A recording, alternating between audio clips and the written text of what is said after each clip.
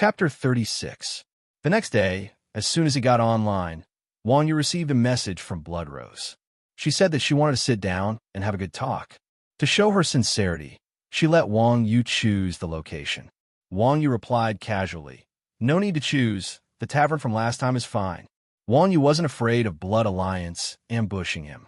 After what happened yesterday, if Blood Alliance still wanted to do things their own way, then he would teach them a lesson.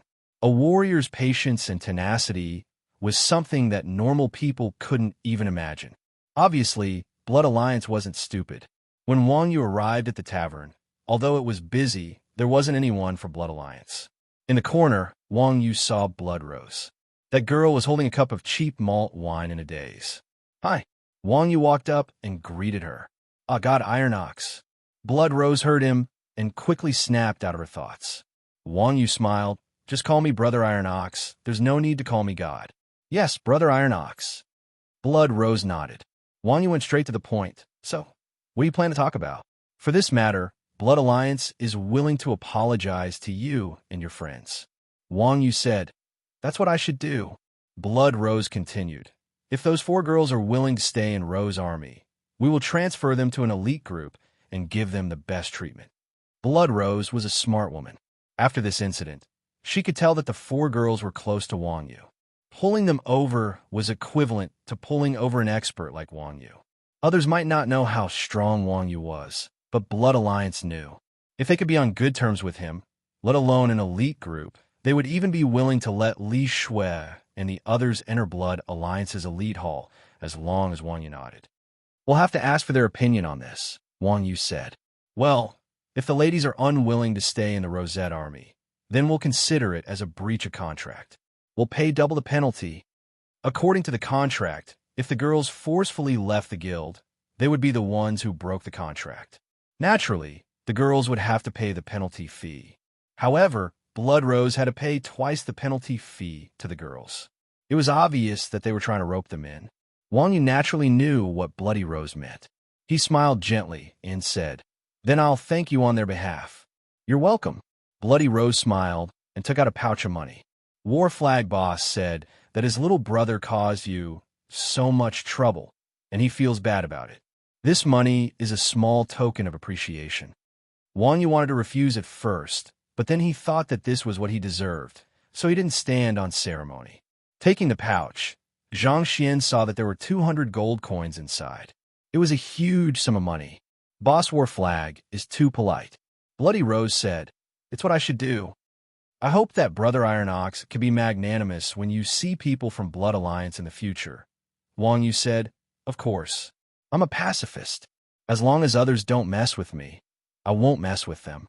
Blood Alliance was such a big guild, and they were willing to compensate him and give him gold coins. Their apology was very sincere.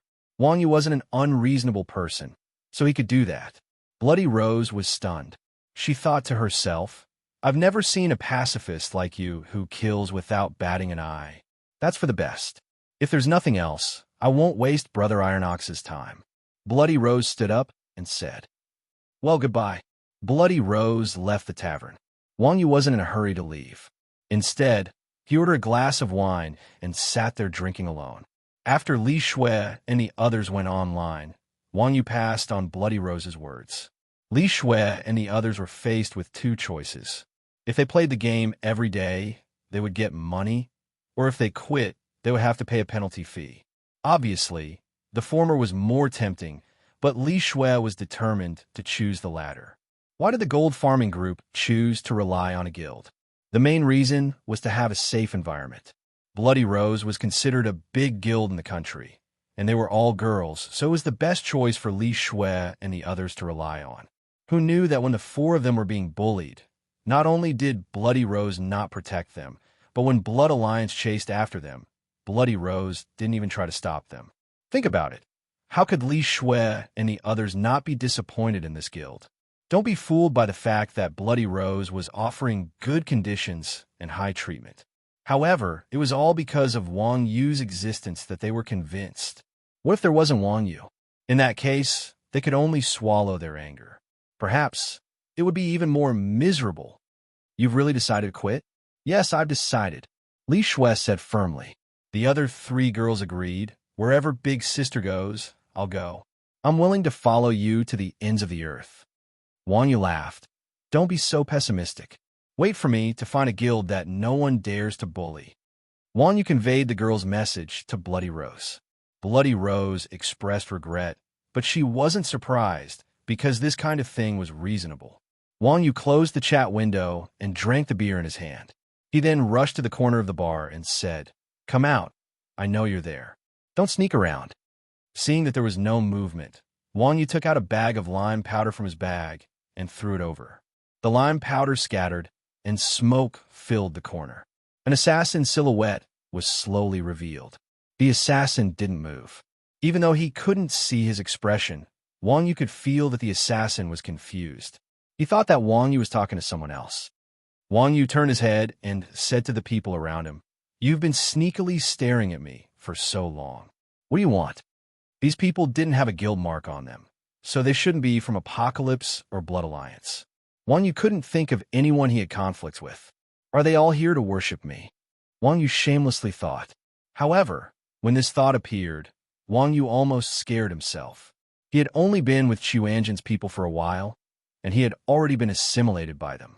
Facing Wang Yu's question, no one dared to speak. These people weren't from any guild, but were players doing wanted quests.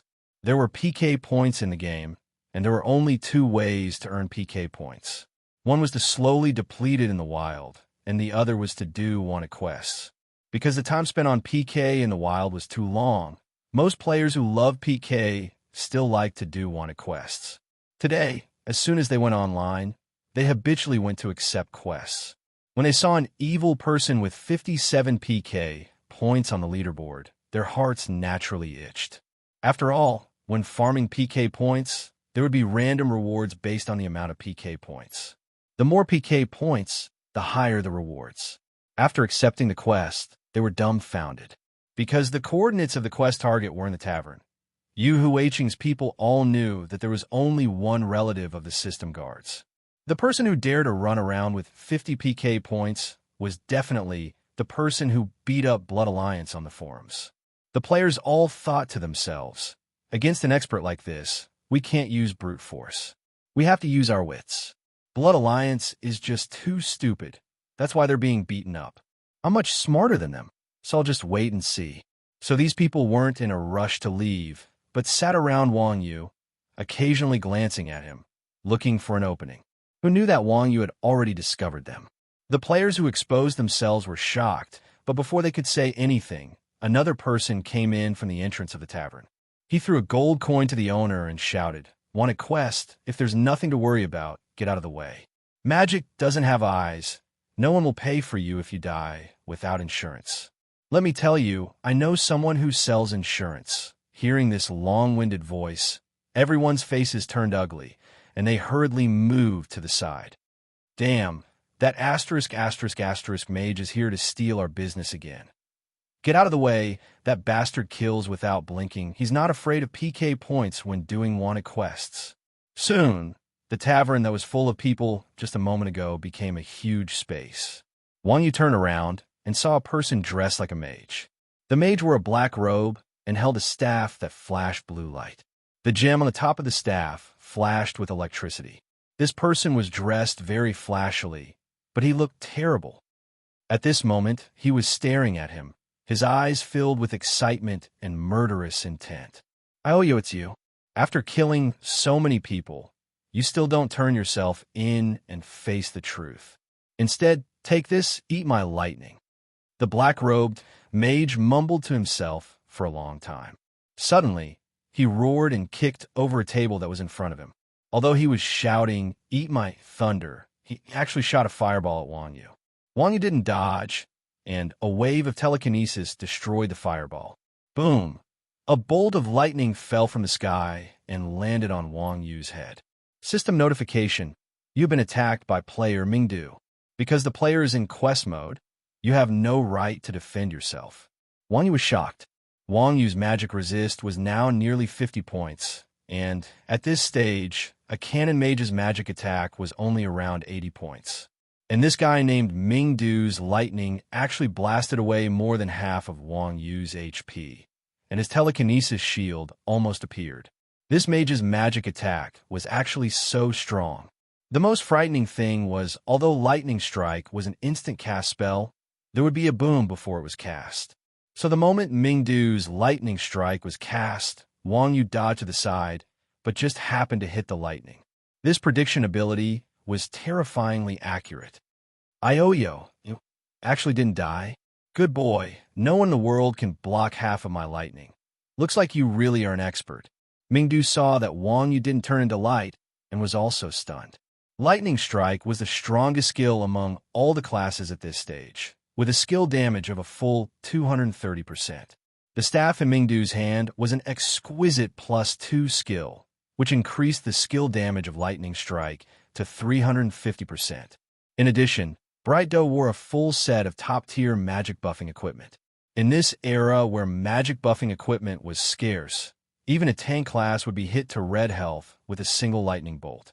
However, when Bright Doe saw this brutal pugilist before him, not only did he not die, but he did not even reach red health. As expected of the ruthless person who made the Blood Alliance chicken feathers duck blood, you really do have some skills. As he said that, Mingdu raised his staff again. How could Wang Yu let him cast another spell? So he rushed over. Boom! Another sound of lightning.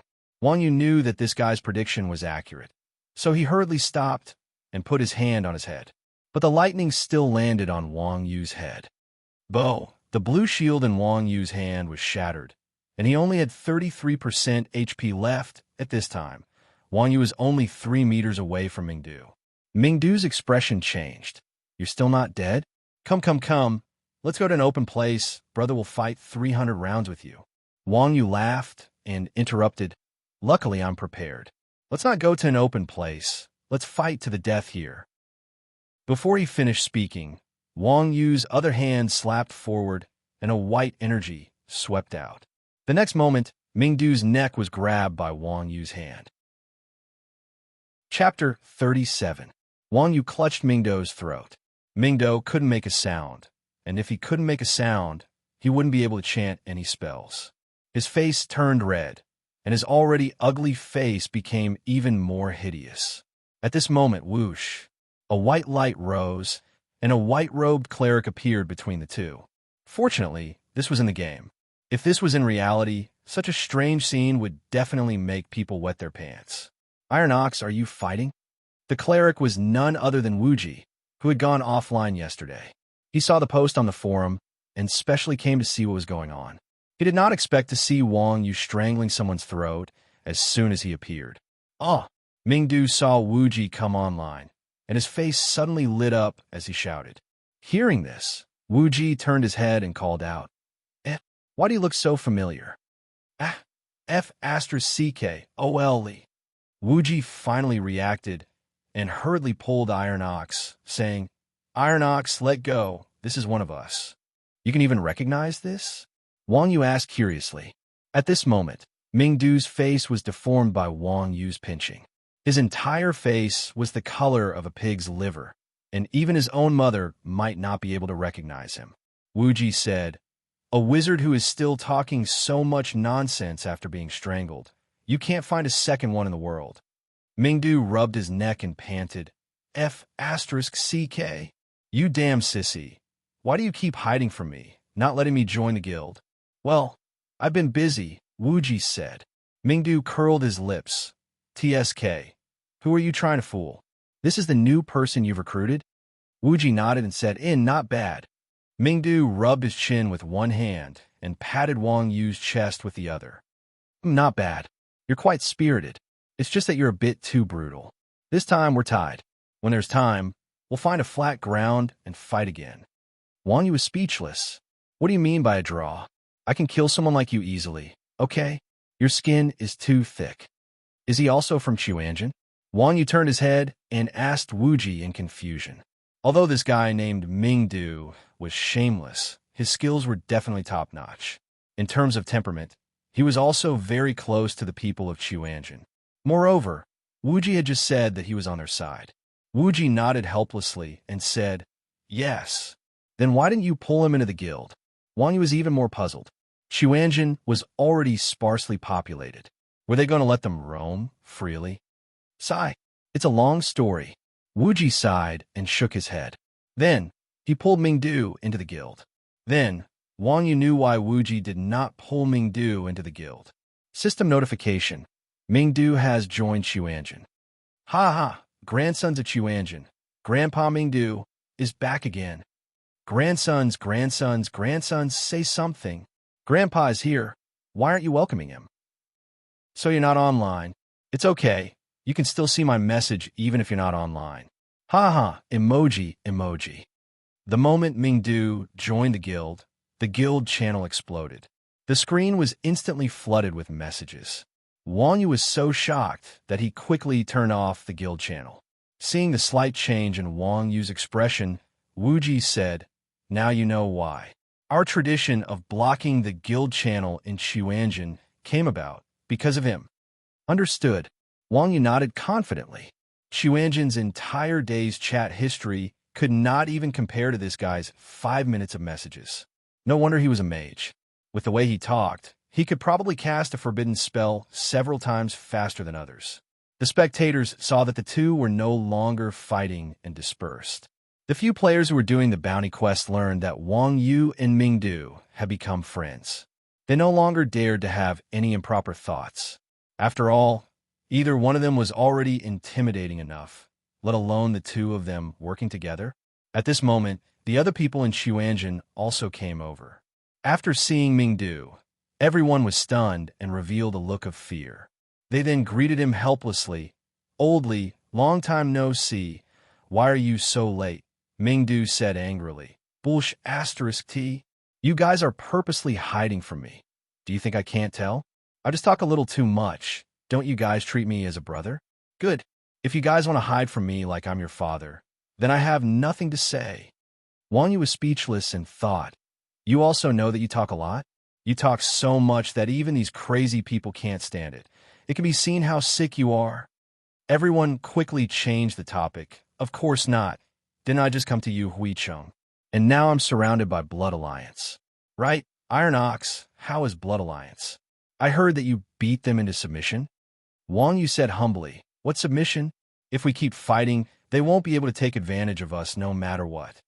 Amazing. Everyone was in awe. One person against a few hundred people, not letting them take advantage of him. This was the first time in the history of the game. Originally, according to the Xuanzhen sect style, if they could win, they would fight. If they couldn't win, they would run. After that, they would rely on the quality of their individual soldiers to harass the opponent and wear them down. Seeing this tactic being used brilliantly by a newcomer, everyone felt gratified. At this moment, Wuji said, "All right, since Oldly is back, then I have something important to announce." Mingdu heard this and said proudly, "Oh, what matter needs me to make a move? Seems like without me, Xuanzhen will have one less pillar." Wuji raged. "Can you shut your King mouth? Who is the boss between us?" "Of course you are, but I have the right to speak as well, don't I?" *CK. Before Mingdu could finish, to place one's pride covered his mouth. "Oldly, you better shut up. We don't want to die with you. Let me tell you, I've learned a new trick recently. If you keep talking, I'll strangle you to death." Mingdu shut his mouth. To place one's pride, turned around and said, "Speak, Wuji." Wuji said, "Didn't we just get a garrison token? I plan to accept a garrison quest today. I wonder if everyone has the confidence."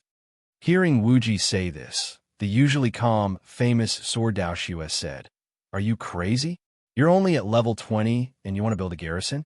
No matter what, you have to wait until all of us are level 20. The garrison token in Rebirth was only an item to activate the garrison quest.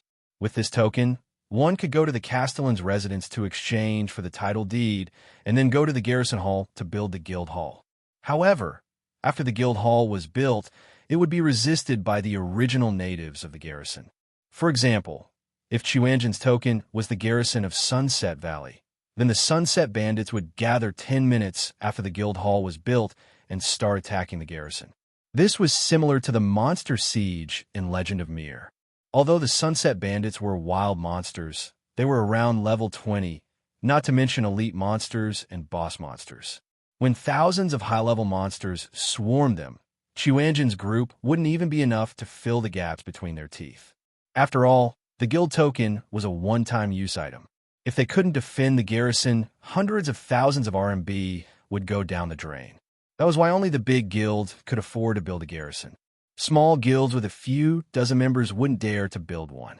The reason why Wuji didn't dare to use this token on the spot when he bought it was because he knew that even though everyone was strong, they were still only level 14 or 15. Fighting against level 20-plus monsters would still be quite stressful. Only after reaching level 20 would he be able to call his friends to give it a try. This group of people's skill levels were about the same, so they all thought the same. Who would have thought that Wuji would suddenly go crazy? Wuji replied, "Things like a guild encampment, the sooner the better. Otherwise, once something like lime powder enters the market, we won't be able to earn any money. Since I've made the decision, of course I have confidence." To place one's pride said, "Can we not go?" "Sure, in the future when we earn money, you can." To place one's pride said with a straight face, "What are you talking about? Chuanjin's business is my business. I won't hesitate to shed my blood." Chun Xiang, who had been silent all this while, suddenly said, "With Iron Ox, you should be able to pull the boss. If you give me enough potions and mana potions, I can give it a try, but..." Wuji said, "But what?" "If you have any conditions, just say it. As long as Brother Chun can tank it, we're halfway there." Chun Xiang said, "We should find a shield warrior. Otherwise, my recovery won't be able to keep up and I won't be able to tank it." "Bao San can't do it." Wuji turned to look at Bao San. Bao San said proudly, "I'm a brave warrior. I won't hide behind a shield." Ming Du sneered, "Aren't warriors supposed to be shameless and let others slap their faces? While you're still young, wash your talents and become a shield warrior." The period before level 20 was the adaptation period, so every class had a chance to become a shield warrior. Bao San said, "I can't just stand there and let people beat me up without retaliating." Wuji also said, "Bao San's temper really isn't suitable to be a shield warrior. Does anyone have any shield warrior friends? You can introduce them to me." "No, experts don't need friends," Bao San said pretentiously. "We're also lonely experts." The others didn't want to be outdone. F***CK. "We're talking about serious business. Stop messing around." Chun Xiang said, "I really don't. You guys are my only friends. Actually, you don't need to be very strong. You just need to be able to tank for a while I recover." Everyone still shook their heads. "I have one here." Wang Yu was an honest person. After hearing Wuji's words, he immediately opened his friend's list and sent a message. There really was a reply. "In Lao Air. Ox God, I'm a shield warrior. What's up? Do you have a guild?" "Not yet." In Lao Air said, "Ox God, which guild are you in? I'll go find you." Chapter 38. Traveling the game was still very fast. No matter how far it was, one only needed to use a teleportation circle to teleport back to the city. It was much more convenient than traveling in real life. After a few drinks, In Lao Air arrived at the tavern. "Nyo God," when the tall and burly warrior with a giant shield greeted Wang Yu in a forthright manner. Everyone was stunned. This kid's strength aside, his appearance was quite good. "You're that guy, right?" Wang Yu was stunned for a moment before replying with a smile. Wang Yu and In Lao Air had only met once in the beginner's village. At that time, he did not pay much attention to what this kid looked like. Therefore, when In Lao Air came in, Wang Yu did not recognize him. In Lao Air said happily, yes, that's me." Seeing that the two were so unfamiliar with each other, the other members of Chuanjin immediately felt uneasy. F***CK. Is Brother Iron Ox reliable? I don't think so. They don't seem to know each other. Don't tell me they picked him up from the streets again. Look at what you're saying. How could Uncle Neo do something so unreliable? Others might not, but Brother Iron Ox might. If you don't believe me, let's make a bet. Get lost. At this time, Wang Yu pulled In Lao Air aside and introduced them one by one. "This is the Chuanjin headmaster, Wuji, and this is Chun Xiang." Everyone in Xuanzhen was a god on the level ranking board. Therefore, every time he heard a name, Yin Lao Air would exclaim, F asterisk CK, and other words would come out of his mouth. F asterisk CK. This was originally a curse, but it greatly satisfied the vanity of the animals in Xuanzhen. All of them squinted their eyes and had a satisfied expression on their faces. You know them? Wang Yu saw Yin Lao Air's reaction and asked curiously. Yin Lao Air couldn't help but say in admiration, just look at the level leaderboard from top to bottom. They're all heroes. Your Xuanzhen is really full of hidden dragons and crouching tigers.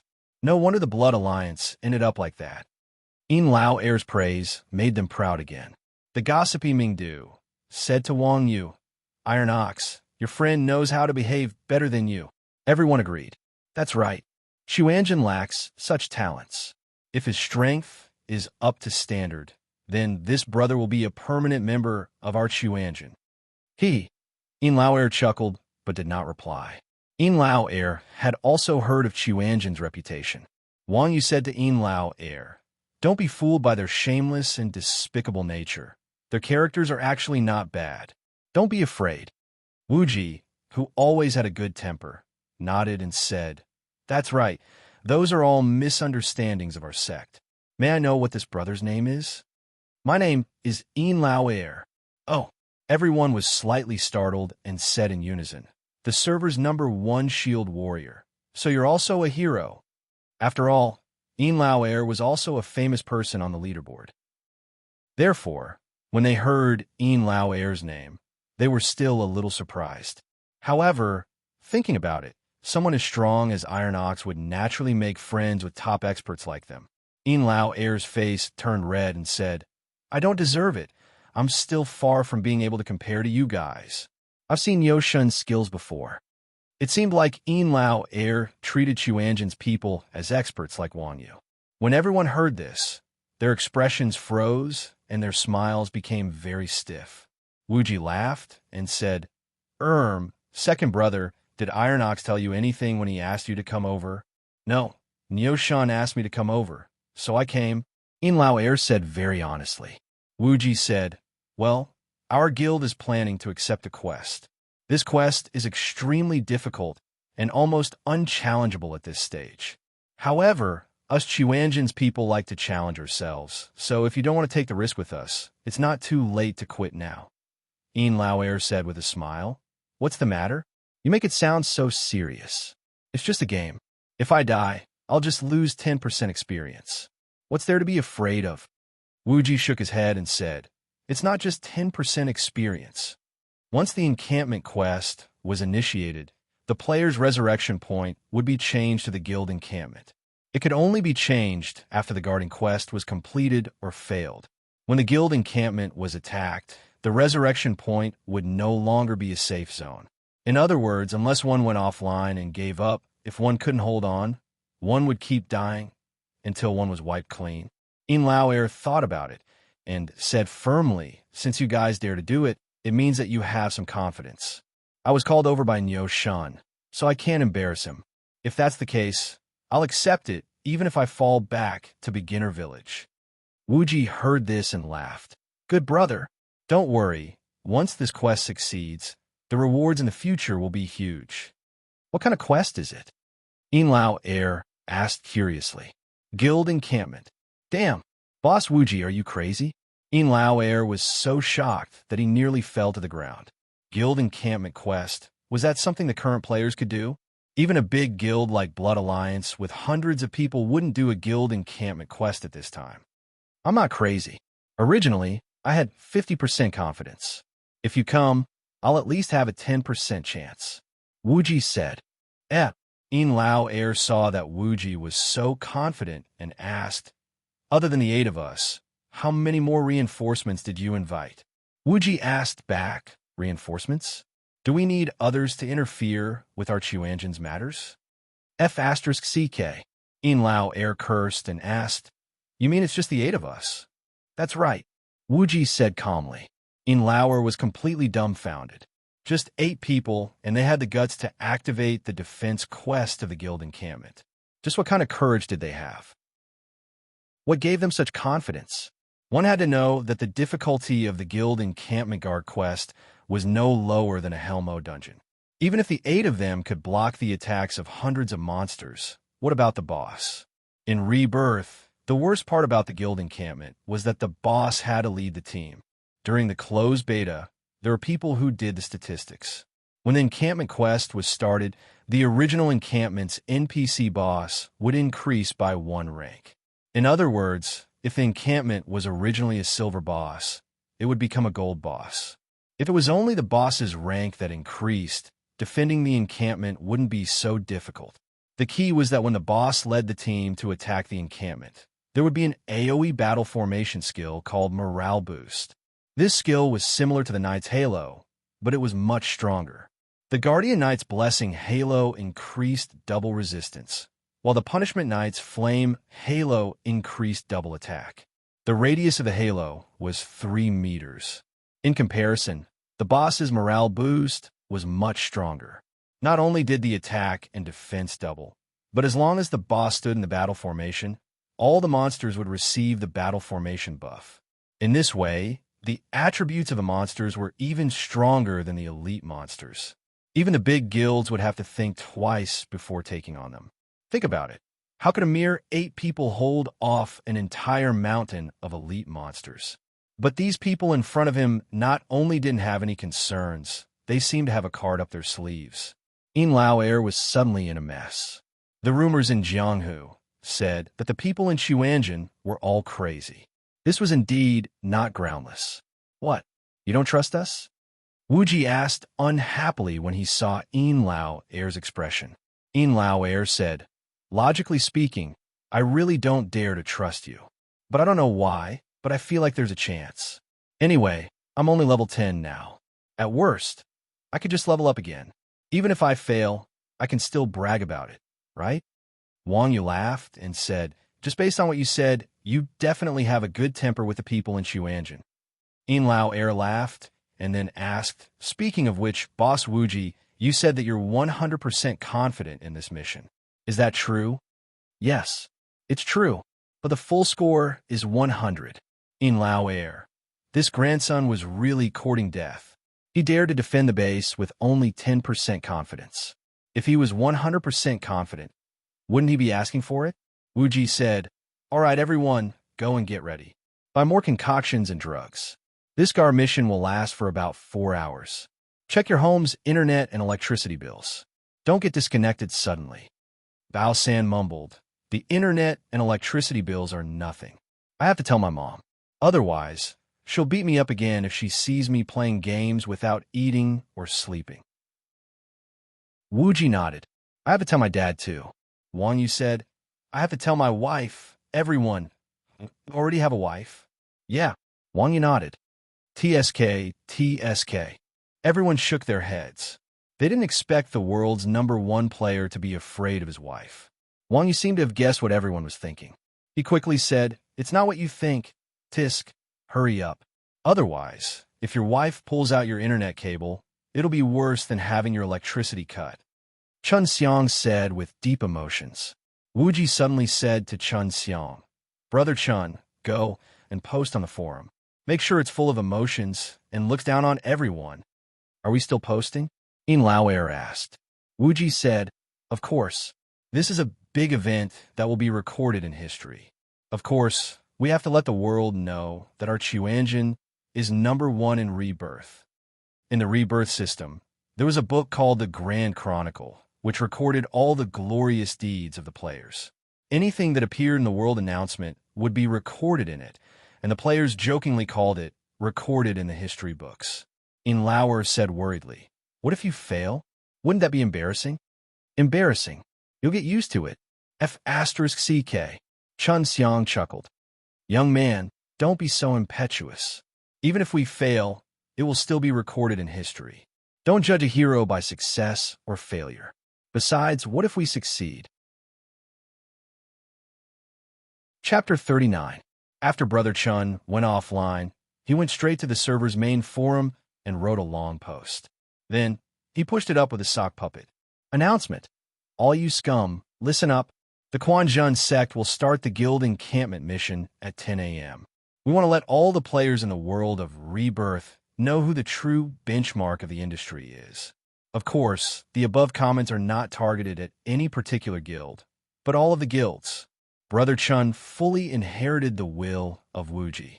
His words were arrogant and looked down on everyone. Once this post was pushed up, the forum went crazy. *MN, those crazy people from Chuanjin are still so active. Starting a mission? These idiots really have no limit. Who is Chuanjin? Are you stupid? You don't even know Chuanjin? Have you played games before? I've heard of Apocalypse, Blood Alliance, and Death Corps, but I've never heard of Chuanjin. Don't mention Blood Alliance. Did you hear about Yu Huicheng yesterday? Our Yu Huicheng forum exploded. It said that Blood Alliance offended Chuanjin and got beaten by Chuanjin. In the end, they admitted defeat. *MN, how many people did Chuanjin send? Would you believe me if I said one? Haha, Yu Huicheng's people don't even blush when they brag. The wind on the forum quickly blew into the game. The big bosses of the guilds who got the news couldn't sit still. In Wind City, in the office of 1,000 Miles of Yellow Sand, the guild leader, Yellow Sand Shrouding the Sun, received the news. He was shocked for a long time before muttering, "Damn it, how are these guys still alive?" The vice president, 10,000 Miles Fierce Wind, nodded and said, "Yeah, I heard that they went to Afterglow City to waste their time. Yesterday, they even messed with the Blood Alliance quite a bit. I heard that the Blood Red War Flag's little brother was killed 6 times by a combat master from the Quanjin sect." *MN, just a pretty boy? Yellow Sand covering the sun's eyes lit up when he heard this. 1,000 Miles Fierce Wind nodded. "Yeah, this is retribution. I want to cut him down too. Speaking of which, who is that Grandmaster of Combat? Chun Xiang or Bao San?" Yellow Sand Covers the Sun asked. "None of them. I heard that he's a new recruit. TSK. Who knows where these experts came from? Speaking of which, they're really daring. Their guild's highest level, Spring Soar, is only level 15. Yellow Sand Covers the Sun sighed and asked. 10,000 Miles of Wild Wind looked at the leaderboard and said, "Yes, the others are also level 14. The top few on the leaderboard are all their people. Do you think they can do it?" 10,000 Miles Wild Gale shook his head and said, "I don't think so. Think about it. Even our guild would only have a 30% chance of winning if we went to do the encampment quest, let alone the few of them. Their chances of winning are at most 1%. I really don't know what they are thinking." Yellow Sand Covers the Sun laughed. "Haha, when they said they would destroy the 3 Fiends Manor, didn't someone say they didn't even have a 1 in 1,000 chance of winning? In the end, didn't we? That's right. A 1% chance of winning is already high enough for those guys. They'll definitely give it a try. They really are a bunch of lunatics." Sky Dragon City at the headquarters of the World Apocalypse. The guild leader of the World Apocalypse, Duguju Qiang, had also received the news. He laughed coldly and said, "What kind of tricks are these idiots playing now?" Beside him, the military advisor, Merciless Hands Mad Beggar, said, "Haven't they played enough tricks? Why don't they just go to heaven and open the guild encampment?" Duguju Qiang said, "These guys, they don't have any other skills, but they know how to bluff. Yeah, when we played Gold Group, they even said they wanted the 4 gods of Huashan Guild. In the end, they were beaten to death by Invincible East and became the biggest joke in Gold Group. In the end, they even shamelessly said that even though they lost, it was a glorious loss and that others didn't even have the guts to challenge them. I reckon it'll be the same this time." Merciless Hands Mad Beggar said with a laugh, "Haha, those shameless scum."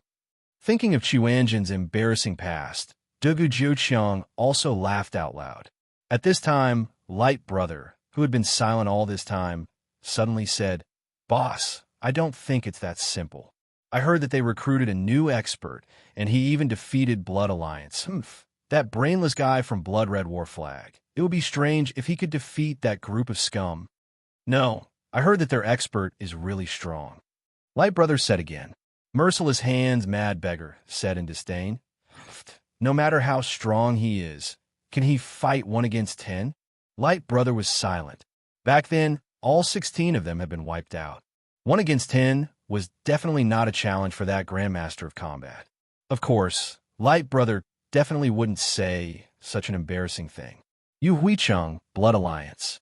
After hearing this news, Blood Red War Flag hurriedly called for a meeting. I heard that people from Xuanjin are going to attack the guild base.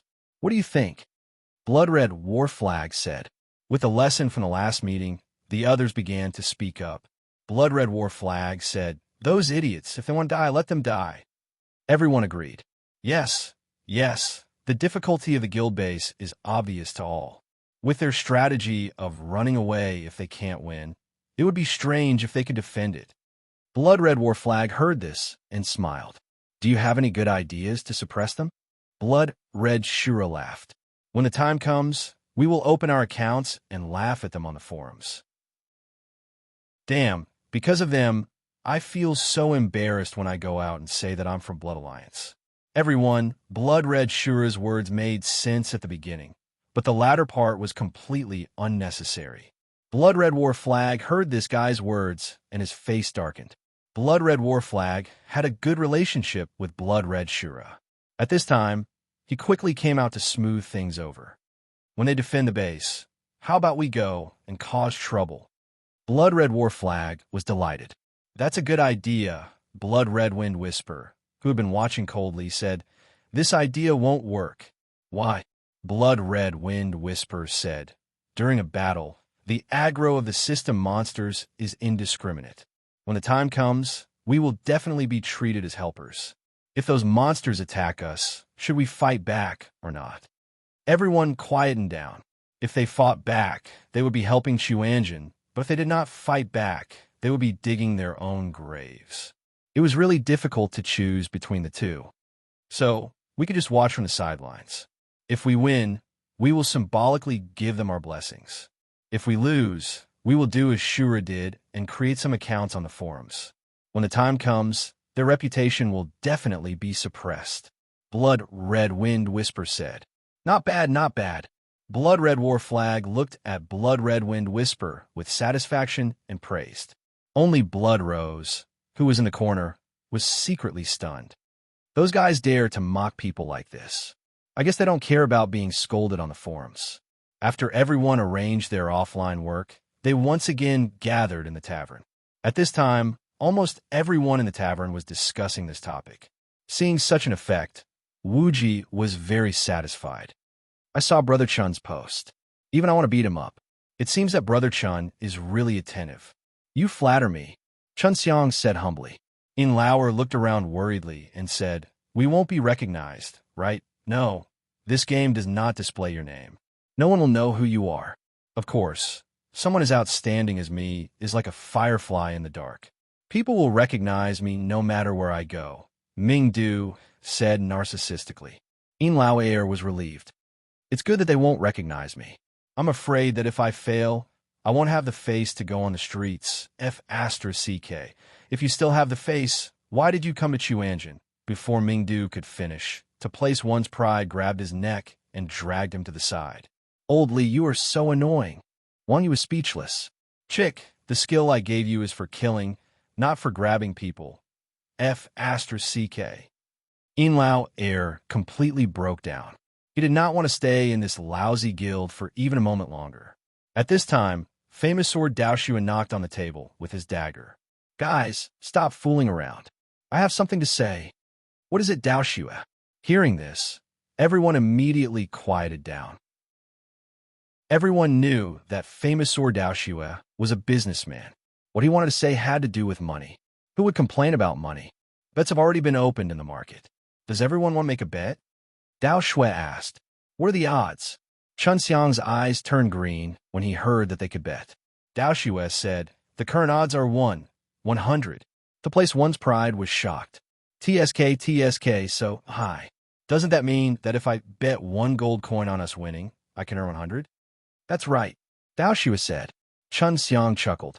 He took out 10 gold coins and gave it to Dao Xue. Dao Xue, help me bet on us winning. F***CK. Brother Chun is really rich. 10 gold coins. Bao Sen exclaimed. He also took out 5 gold coins and gave it to Dao Xue. This is all I have. Bet on us winning. Wuji saw Bao Sen taking out money and threw out 5 gold coins. What about you guys? Dao Xue asked to place one's pride and the others. To place one's pride shook his head and glared at Chun Xiang. I already swore to the heavens that I will never bet again. Chun Xiang said spiritedly, Young man, don't be so heartless. If you follow me, I guarantee that you will win. To place one's pride scratched his head. He took out a silver coin and threw it over. Then I'll give you a silver coin as a token of appreciation. Yin Lao Air quickly said, Me too. He also took out a silver coin and threw it over. By the way, what about you, Oldly?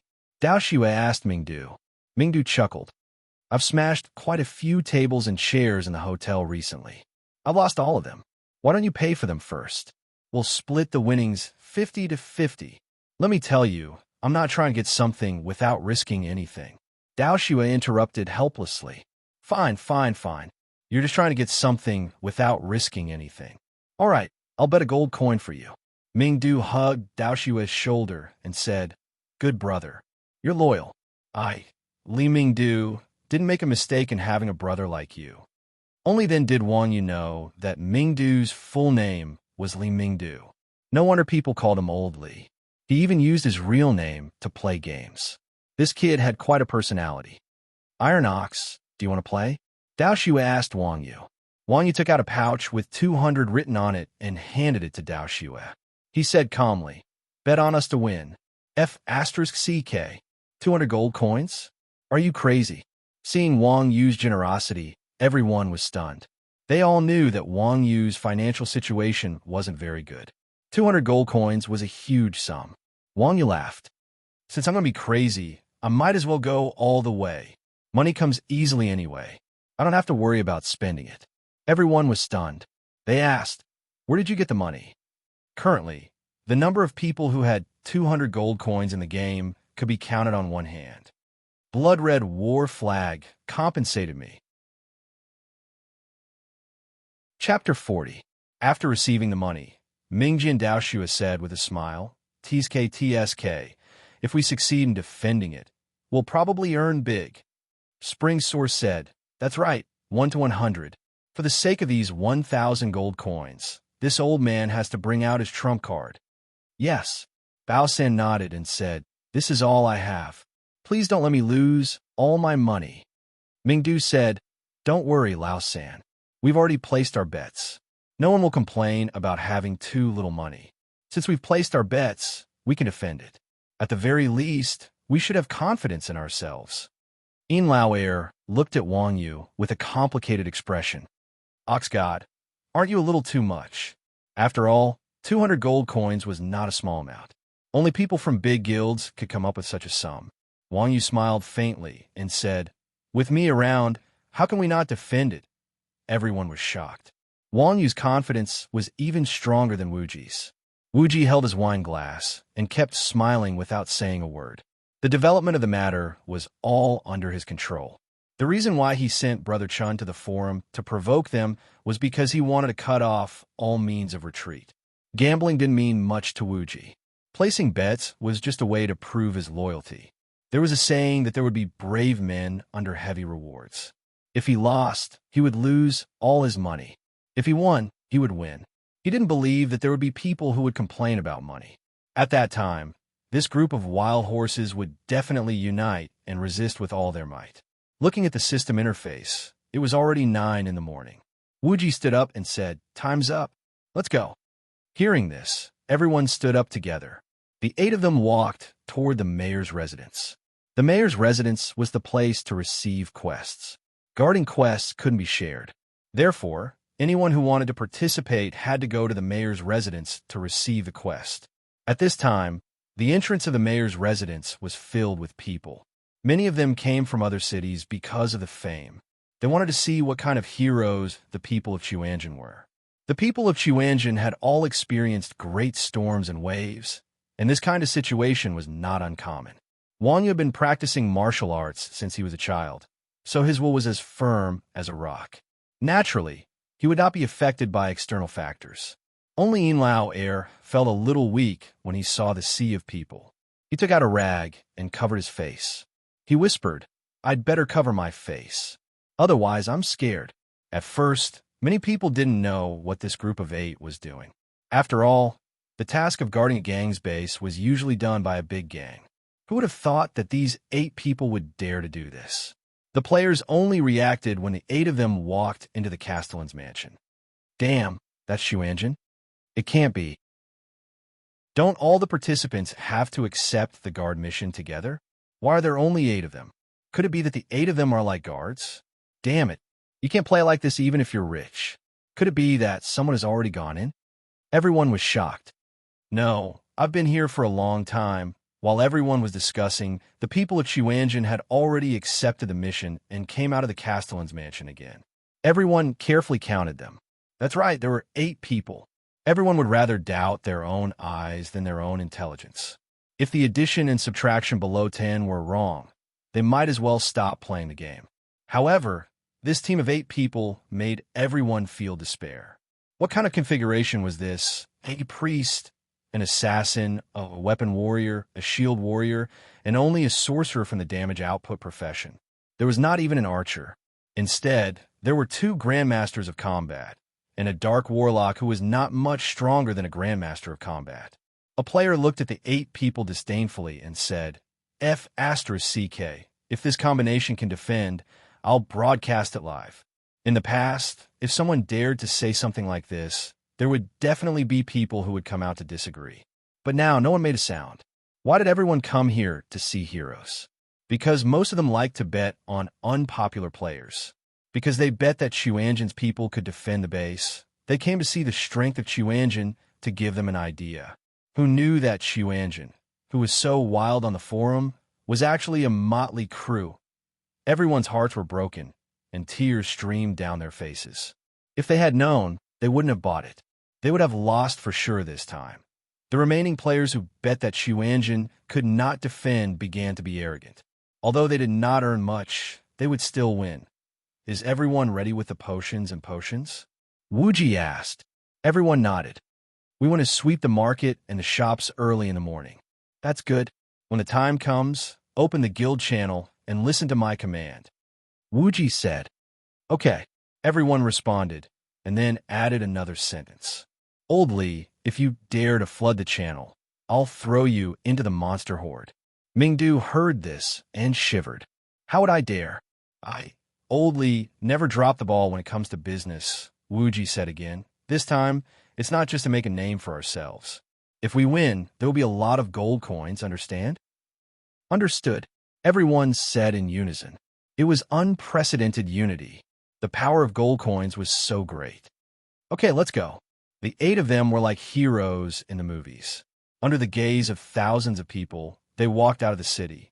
The afterglow of the setting sun elongated everyone's shadows, adding a sense of solemnity.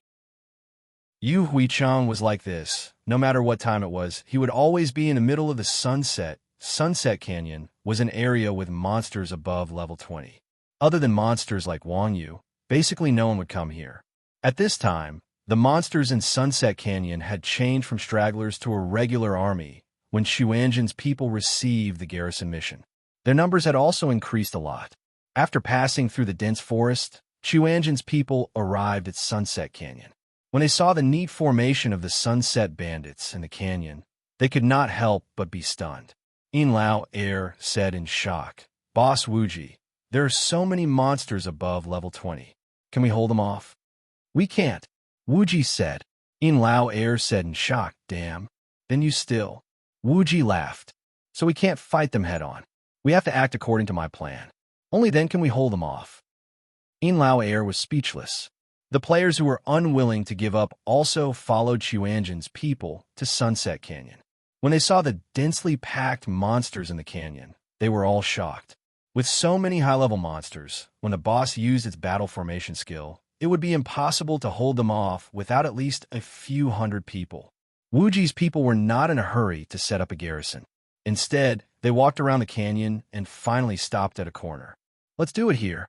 Wuji observed the terrain and said as he pointed below.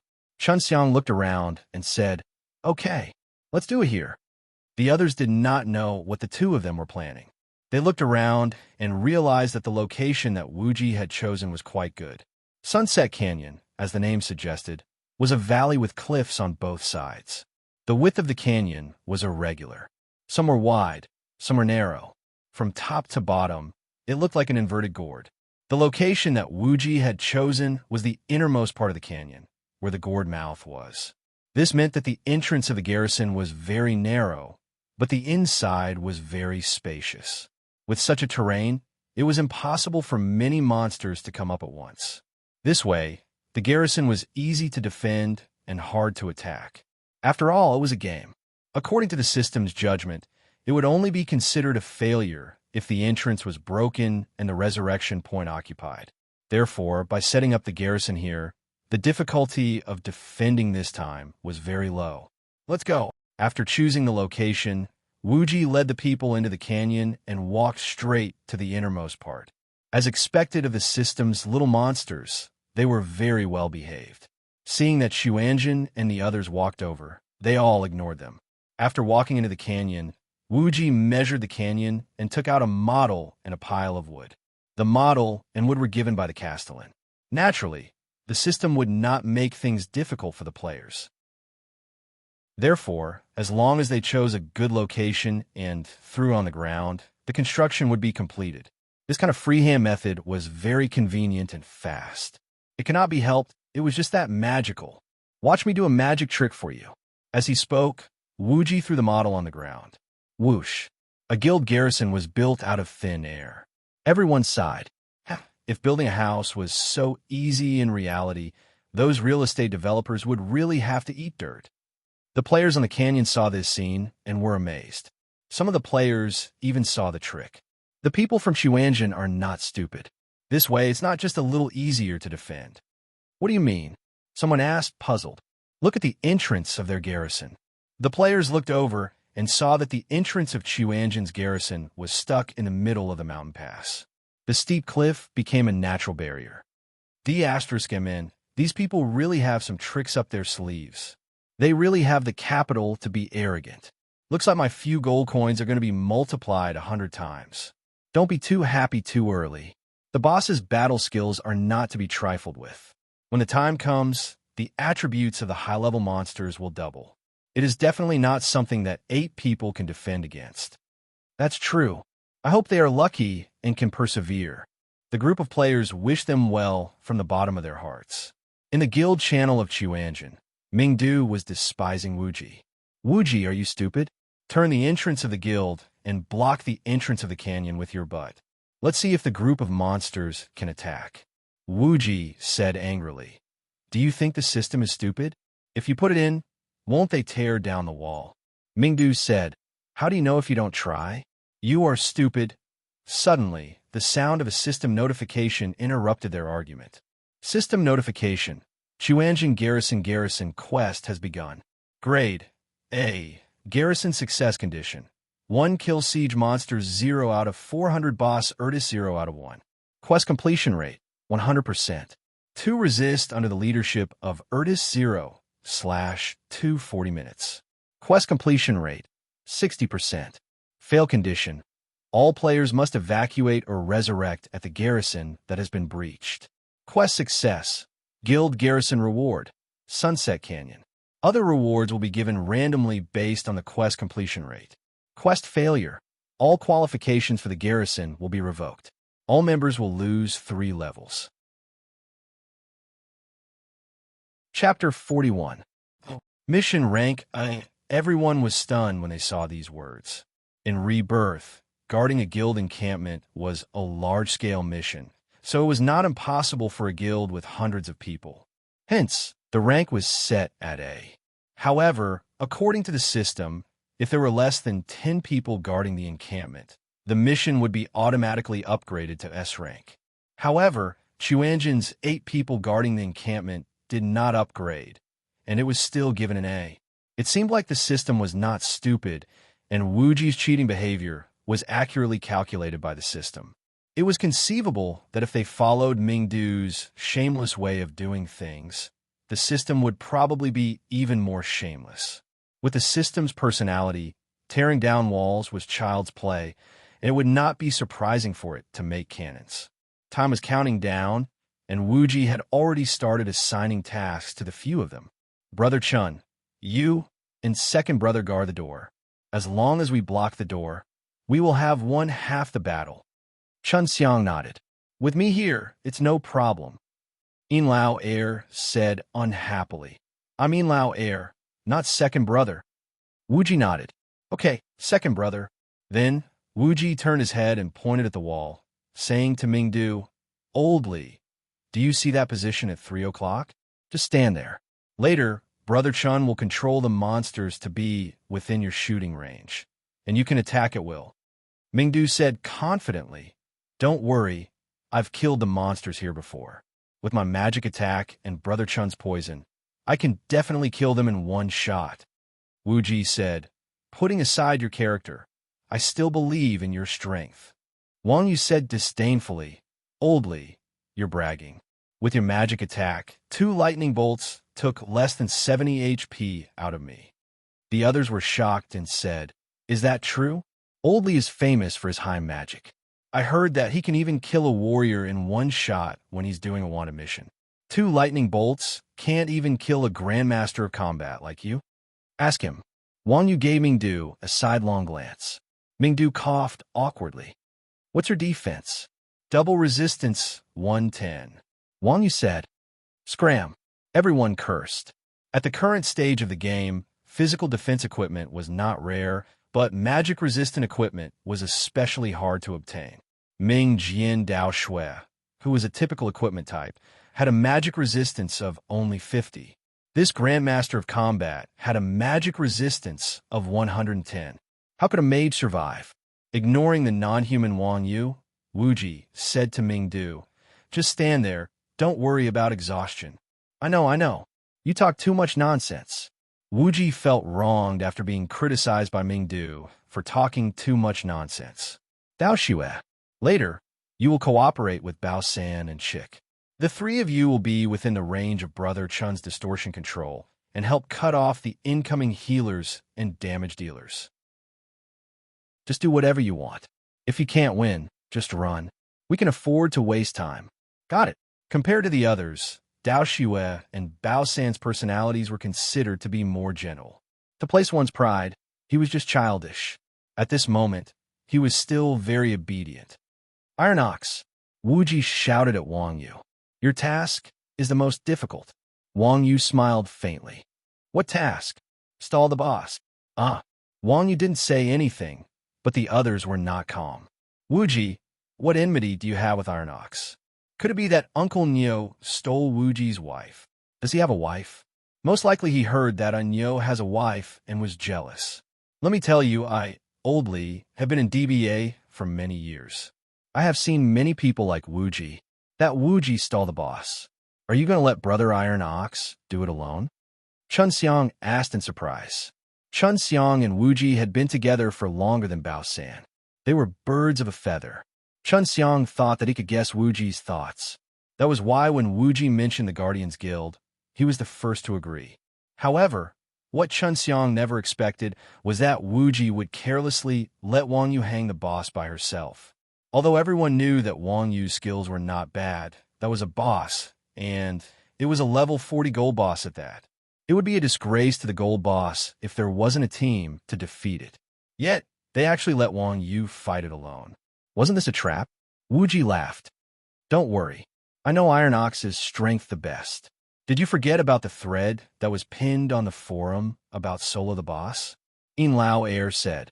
How can that be the same? That Silver Moon Wolf King is much dumber than the other bosses. It doesn't even know how to use its skills. That boss's difficulty is not any lower than a gold boss. Iron Ox, are you confident? Wuji asked Wang Yu's opinion. Does stalling the boss mean luring him away? Wang Yu asked. As a newbie, Wang Yu could only guess. That's right. Can't we just kill him? Wang Yu asked again. Everyone was shocked by Wang Yu's arrogance. Why don't you just guard the door alone? We'll go to sleep. Wang Yu said confidently, if I level up by another 10 or 8 levels, I can really try. F***CK. Everyone was in tears. He actually took it seriously. Wuji waved his hand helplessly. You decide whether to kill him or not. Just don't let him cause trouble for us. Okay. Wang Yu nodded and rubbed his palms together eagerly. It was his first time seeing a gold boss. The items he would drop would definitely be worth a lot of money.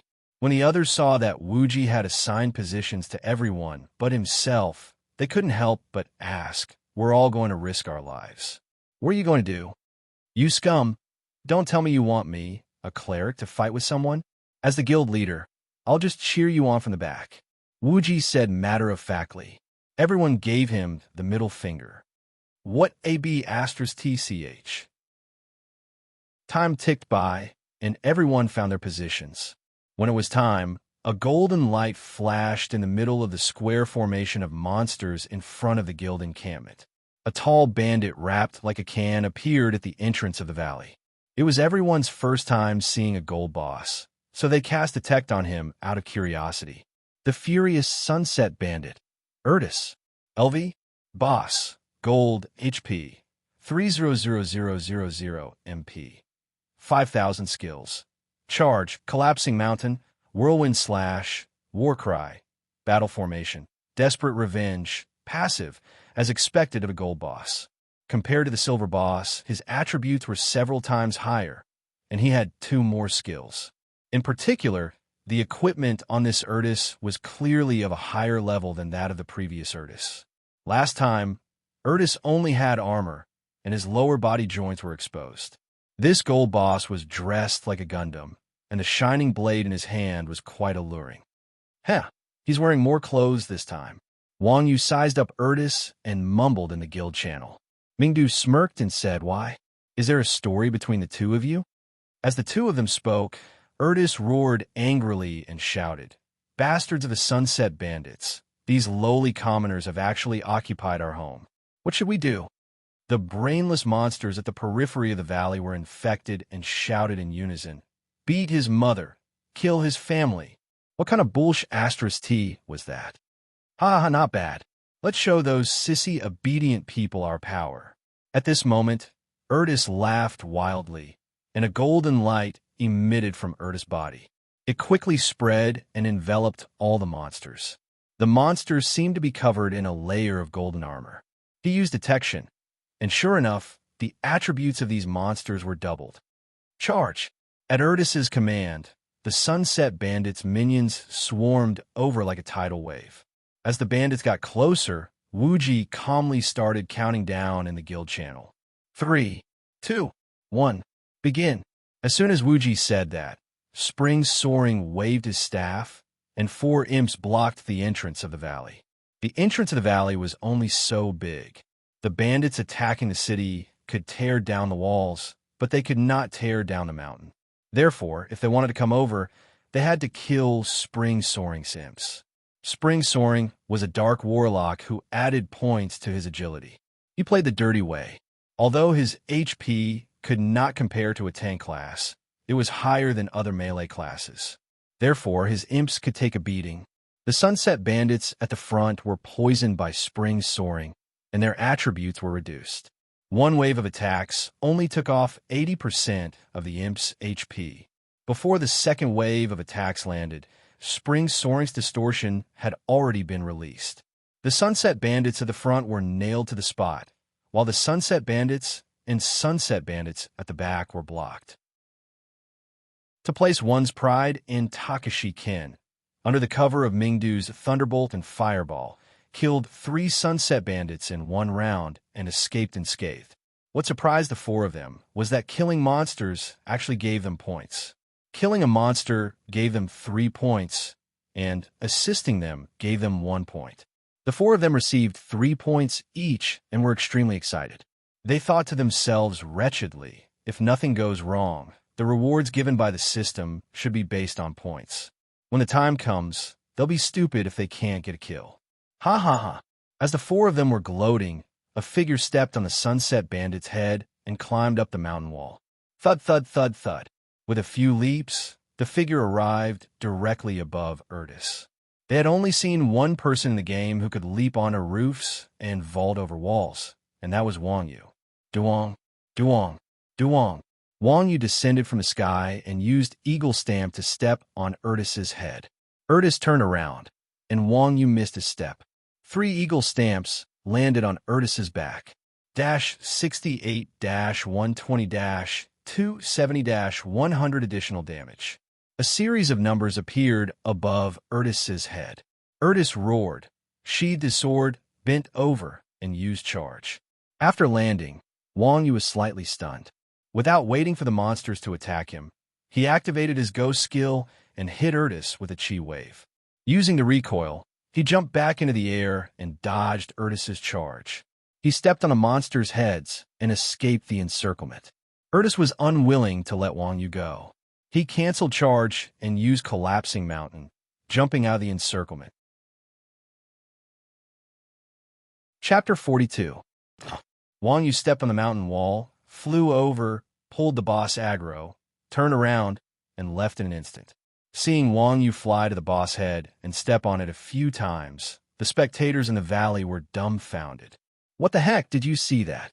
That Grandmaster Combat can actually fly. Most of these players were teleported over from other major cities. It was the first time they had seen something as visually impressive as leaping onto roofs and vaulting over walls. I saw it, but why did he kick the boss? Is he tired of living? Compared to leaping onto roofs and vaulting over walls, Wang Yu's method of aggroing the boss was more shocking. He can't be trying to lure the boss away, right? A player mumbled. Everyone laughed.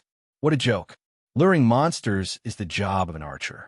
He's a grandmaster of combat with short arms and low health. Isn't that just asking for death? However, seeing Erdis leave with Wang Yu, everyone's jaws dropped to the ground. Damn, he's really daring. A knight called Big Round Face said coldly, "Umph. He's not a full agility class. Can he hold the boss? Even if he can he pull the boss aggro? I don't think he can last more than 30 seconds. Grandmasters of combat are ultimately not worth mentioning." Beside Big Round Face, a Grandmaster of Combat called Li Dalong said indignantly, "That's hard to say. Although that Grandmaster of Combat isn't a full agility class, he has good skills and can use Psychic Wave. Who knows, he might be able to hold the boss.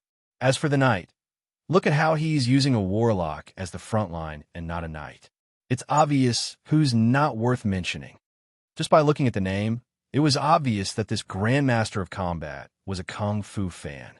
Nowadays, in Rebirth, those who still persisted in playing as a Grandmaster of Combat had their true love for the profession. It was rare to see an outstanding Grandmaster of Combat being belittled by others. Li Dalong was immediately unhappy. It's common knowledge that Grandmasters of Combat are trash. If you don't believe me, just wait and see. After Erdis jumped out of the group of monsters with his mountain-crushing strike, he strode toward Wang Yu's direction. After all, Wang Yu is only level 16. Although Erdis was a strength-type monster, he was still a level 40 gold tier boss. Even though Wang Yu had activated his Spectre, Erdis was still able to catch up to him very quickly. Erdis took full advantage of the system's ability to mindlessly cast skills. He raised his hand and executed Whirlwind Slash, slashing at Wang Yu. See that? I told you he couldn't do it. Seeing that Wang Yu was about to die on the spot, Big Round Face smiled with satisfaction, but it attracted the angry glares of everyone. These people all bet on Xuanjin to defend the encampment. They really didn't know what benefits Wang Yu's death would bring to this knight. Li Dalong clenched his fists tightly and didn't say a word. He stared at Wang Yu, looking much more nervous than Wang Yu. At this moment, Wang Yu suddenly lay down. Then, he exerted force with both of his arms. His back was close to the ground, and he slid past the sword gleam behind Erdis. Erdis was tall, and his sword gleam was very high from the ground. Therefore, when Wang Yu slid past, he was unharmed. There was a limit to the shamelessness of the system. At the very least, Erdis's skill was called Whirlwind Slash, not Sword Gleam Shield. F***CK? Everyone's eyes were wide open. What the F***CK? A warrior's Whirlwind Slash can be dodged like this? Seeing this, everyone felt that this trip was not a waste. At the very least, they had learned such a practical skill. After dodging Urtis's whirlwind slash, Wang Yu wasn't in a hurry to escape. Instead, he stood there and quietly watched Urtis's whirlwind slash. The onlookers were confused. What is this kid thinking? Why isn't he running after dodging it? Is he waiting for death? At this moment, Wang Yu moved. He didn't turn around and run. Instead, he charged forward. F***CK. Is he thinking of fighting this boss alone? It can't be. Can he even move it? There's a level suppression of 25 levels. In Rebirth, there was the concept of level suppression. For every 5 levels, a boss's defense would increase by 10. Beyond level 25, the defense would increase by 50. At this stage, it was impossible to break a boss like Urtis's defense. However, Wang Yu didn't have this concept. Up until now, he had never seen a monster whose defense he couldn't break. The moment Urtis finished releasing Whirlwind Slash, he stiffened slightly. Wang Yu seized the opportunity and gave a side kick, landing a solid kick on Urso's chest. Urso's solid chest caused Wang Yu to take 2 steps back. At the same time, a sign of dizziness appeared on Urso's head. 227 Wang Yu was slightly taken aback when she saw the amount of HP she lost. A level 3 side kick could deal 135 damage. The completion degree was calculated based on normal attack bonus * skill damage. In other words, a normal attack with a 120 completion degree would deal 200 damage. Then, side kick would deal 200 times 135 is equal to 270. Currently, Wang Yu's attack was 150. Since Urtis was stunned, it meant that the skill's completion degree was at least 120. So, the damage should be above 400. Why did it only deal so little damage? Was there an error in the system? Thinking of this, Wang Yu opened the battle log. Displayed, skill side kick, completion degree 160. Dealt 810, 600 by 135, physical attack damage. Additional effect, knockback, stun for 2 seconds. That's right. Wang Yu took another look. It should have dealt 1200 damage. Thinking of this, Wang Yu dodged Urtis's broadsword and punched Urtis's waist. 180 still. The damage was much less than expected. Surprised, Wang Yu took a few steps back and opened the battle log again.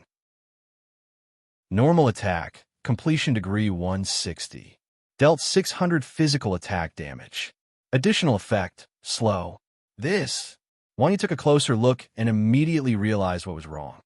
There's no ignore defense. No wonder he felt that his attack was much lower from the beginning. It was because of Urtis's defense. Wang Yu instantly felt relieved. There were 2 conditions for ignore defense.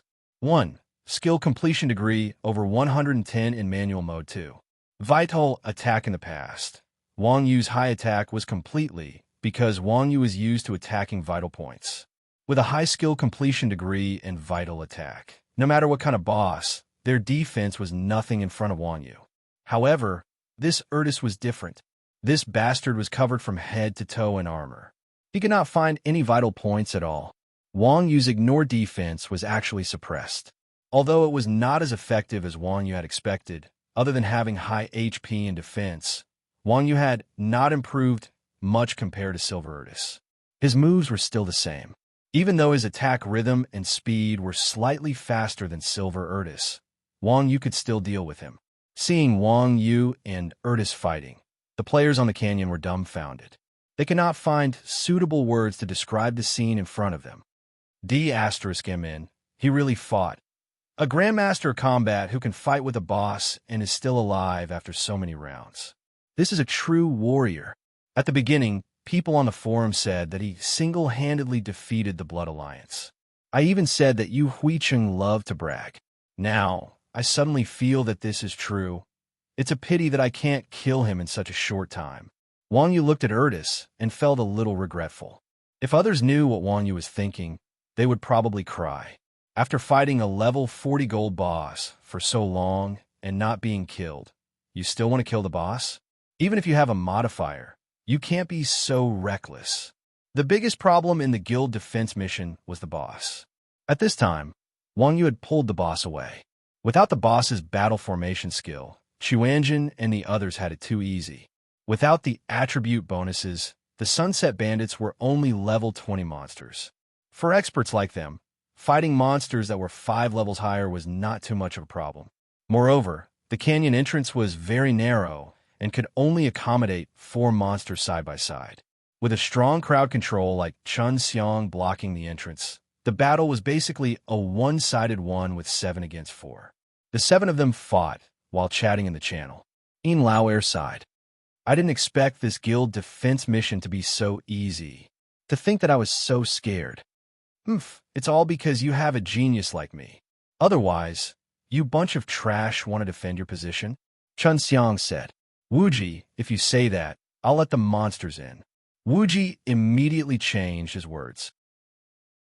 Of course, with Brother Chun here, this plan is already half a success. Brother Chun is the one who has worked the most. Little chicken, how many points do you have? Bao San suddenly asked in the channel. Almost 30, what about you? 24, that dog Dao Shui stole my kills. Bao San said unhappily. Dao Shui laughed. Hee, it's all skill. The one who stole the most kills is still Oldly. Why isn't Oldly saying anything? Talk my ass. I'm looking at that idiot Iron Ox. I couldn't tell, but from here, he's getting more and more overpowered. Mingdu stood on the wall, shading his eyes as he looked into the distance. From time to time, he would release a grenade into the group of monsters. Hearing Mingdu say that, everyone remembered that the person who had worked the most was still risking his life against the boss. As Mingdu watched, he also circled Wang Yu in the channel. Iron Ox, expert bro, but it's pretty good. You even dodged the boss's broadsword. What do you know? This move is called hiding the head and showing the tail. It's Kung Fu. Wang Yu replied. F***CK. There's a chance to recover when fighting the boss alone. Which one of you is the boss? Everyone was shocked. Did this guy have a limit? Wang Yu said, this boss is very weak. It's just that his defense is too high. My attacks are like tickles to him. To say that a level 40 gold boss was very weak, probably only Wang Yu could do it. Wuji asked curiously, high defense? How high? At least 120 physical defense. Everyone said, it's really high. Now, a full-powered warrior's physical damage was only around 120. Without skills, they probably could not break through Ertis defense. To deal with a boss with such high physical defense, they needed an archer. Archers had 2 passive skills. One was Eagle Eye, and the other was Penetration. Eagle Eye could improve vision, and Penetration could ignore 30 physical defense. Unfortunately, Chuanjin's ranged professions did not lack anything other than archers. Mingdu said, the system boss can't be unbeatable. If physical attacks don't work, try magic attacks. Do you want me to help? As long as you can hold on, my damage will definitely be great. Chapter 43. Although Mingdu was up to no good, his words reminded Wang Yu that if physical damage was not enough, he could try magic damage. Thinking of this, Wang Yu dodged Ertis' slash and waved his hand to hit Ertis' chest with a psychic wave. Ertis' body swayed slightly, and a blood-red number floated above his head. -827". There's a way. Wang Yu saw this and said happily, it seems that this boss's magic resistance is not high. Although Wang Yu is not a mainstream mage, since he had magic attack skills, Wang Yu would add 2 points of intelligence for every level. As Warrior Sai added a lot of magic damage, Wang Yu's current magic attack was not much lower than a proper mage's. But very soon, Wang Yu's heart sank again. Although Chi Masters were also mages, they did not change the way of combo attacks. Therefore, the damage of their skills was much lower than that of mages. A level 1 mage's fireball skill had 185% damage, but Psychic Wave was only 180% damage at level 2. Wang Yu only had 1 offensive magic skill. As for Cloud Grasp, there was no need to mention it. It was a control skill with average judgment. It could catch players, but catching a boss was simply asking for death. In this way, Wang Yu wandered around the boss and used Psychic Wave every 3 seconds. The efficiency was not even comparable to punching and kicking. It seemed that if they wanted to kill this boss, they would really need Mingdu's cooperation. However, Mingdu had no time to think about Wang Yu's side. Since Bao San had unintentionally revealed the secret of earning points from killing small monsters, the other three could not take it lying down. One by one, they rushed into the fray. Even Wuji took out his staff and rushed forward, ready to get a share of the loot. How could a guy like Mingdu be willing to let others take advantage of him?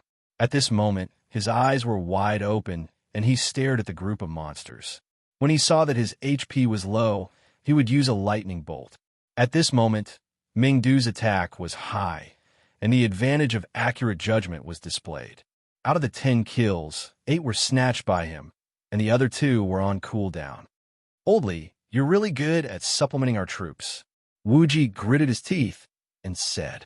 Mingdu chuckled. You flatter me, you flatter me. It's all thanks to everyone's help. When this is over, I'll treat all of you to malt wine. You don't have to thank me. We're brothers. It's what I should do. I'm just that generous.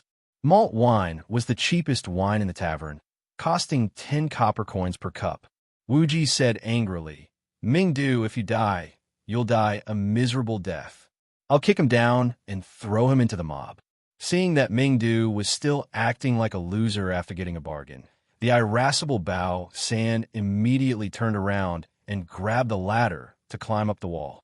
Seeing this, Mingdu hurriedly said sternly, Stop fooling around. We're on a mission. We have to be united, understand? Everyone F***CK. At this moment, the one who's destroying unity the most is this guy. After a round of battle, more than a quarter of the monsterlings had been killed. There were still nearly 300 of them surging toward the entrance of the valley. Seeing this, Chun Xiang pointed to a boulder not far away and said, Let's push it 10 meters forward and let 7 in at once. Second brother will tank the monsters at the boulder, and Wuji will heal them. This way we can all get points. Hearing this, everyone said, Good idea. Only Mingdu shouted from the top of the wall, F***CK. I can't reach it that far. Chun Xiang rolled his eyes at him and said, Nonsense. This old man chose a place where you can't reach it. Saying that, Chun Xiang put away the imps and let the 4 sunset bandits in. Ming Jian and the other 2 hurriedly caught the monsters. Chun Xiang summoned again and moved the imps forward 10 meters to the boulder, revealing a small gap. The monsterlings surged over like a tide.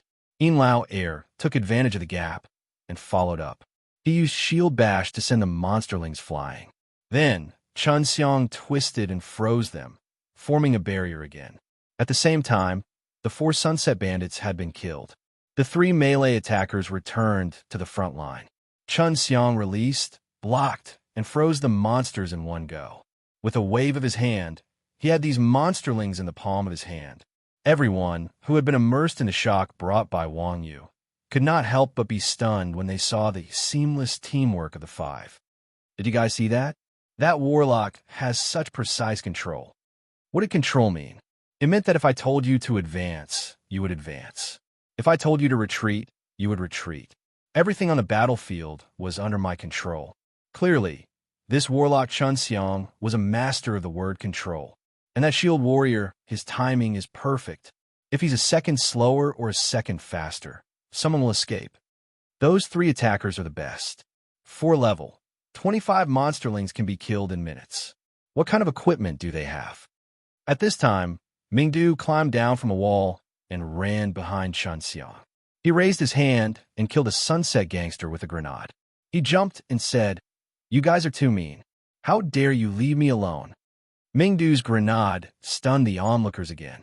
Damn, this damage. Just now, Mingdu had been slacking off, so the monsterlings were basically at low HP.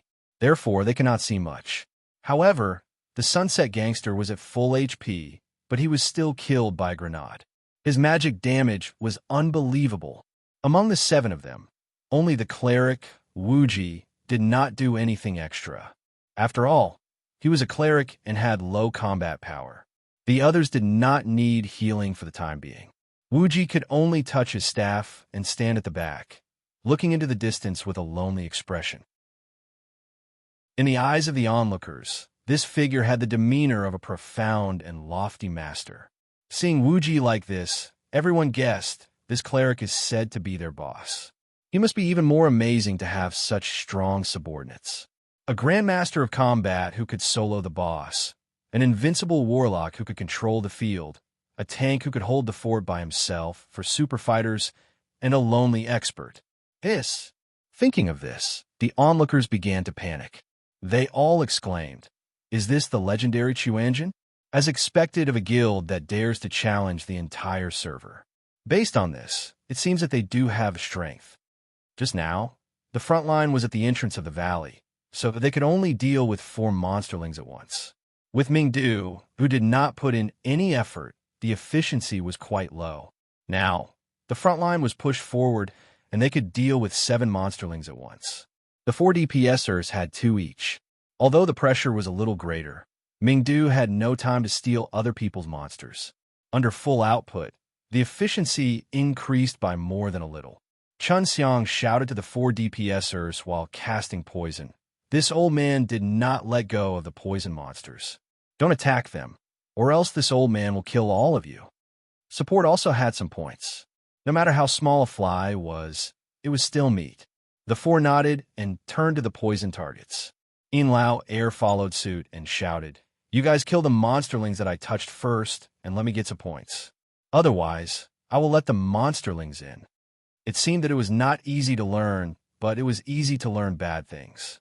Wuji extended his staff and cast 2 healing spells at Chun Xiang and Yin Lao air. The 2 turned their heads and said, "You have nothing better to do. Don't you know that you can control mana?" Wuji cast it on the others and then said, "Are you guys stupid? Don't you know that you're just trying to get points?" Not far away, Wang Yu was pulling the boss aggro. When he saw the others suddenly pushing the front line forward, he was puzzled as to what these guys were up to this time. When he saw the number of monsters decreasing rapidly, he immediately understood what was going on. Given an inch, they wanted a foot. With just a little advantage, they were unwilling to defend. What a bunch of restless fellows. From the boss Erdis to the gangsters in Sunset Canyon, they were all monsters in the system mode. They were all normal and had low intelligence. There were only a few skills in the system, and it was the same no matter how many times they tried. As time passed, almost an hour had passed. Under the slaughter of the Chuanjin experts, the monsterlings decreased. Erdis had been beaten by Wang Yu for so long, but he did not retaliate. It seemed that he had lost 1/10 of his HP. After grasping the monster's attack rhythm, it became easier to defend. Everyone's vigilance gradually lowered. Just as everyone was discussing in the channel whether to push the front line forward, Erdis suddenly roared and his body emitted a red glow. "You despicable, obedient people! You occupied my home and slaughtered my people. You deserve to die. Everyone, kill them and avenge our fallen brothers." As soon as Erdis finished speaking, the eyes of the monsterlings turned blood red. The boss battle formation skill, Desperate Revenge. Not good. It's going berserk retreat. Seeing this, Wuji shouted and was the first to retreat to the entrance of the guild encampment. Mingdu and the other 4 DPS players decisively put down the monsterlings in their hands and ran for their lives. "Second brother, you go back, I'll hold them off," Chun Xiang shouted after he used distortion to stop the monsters. Yin Lao immediately turned around and activated charge to run back to where he had come from. After the monsters went berserk, their attack power increased greatly.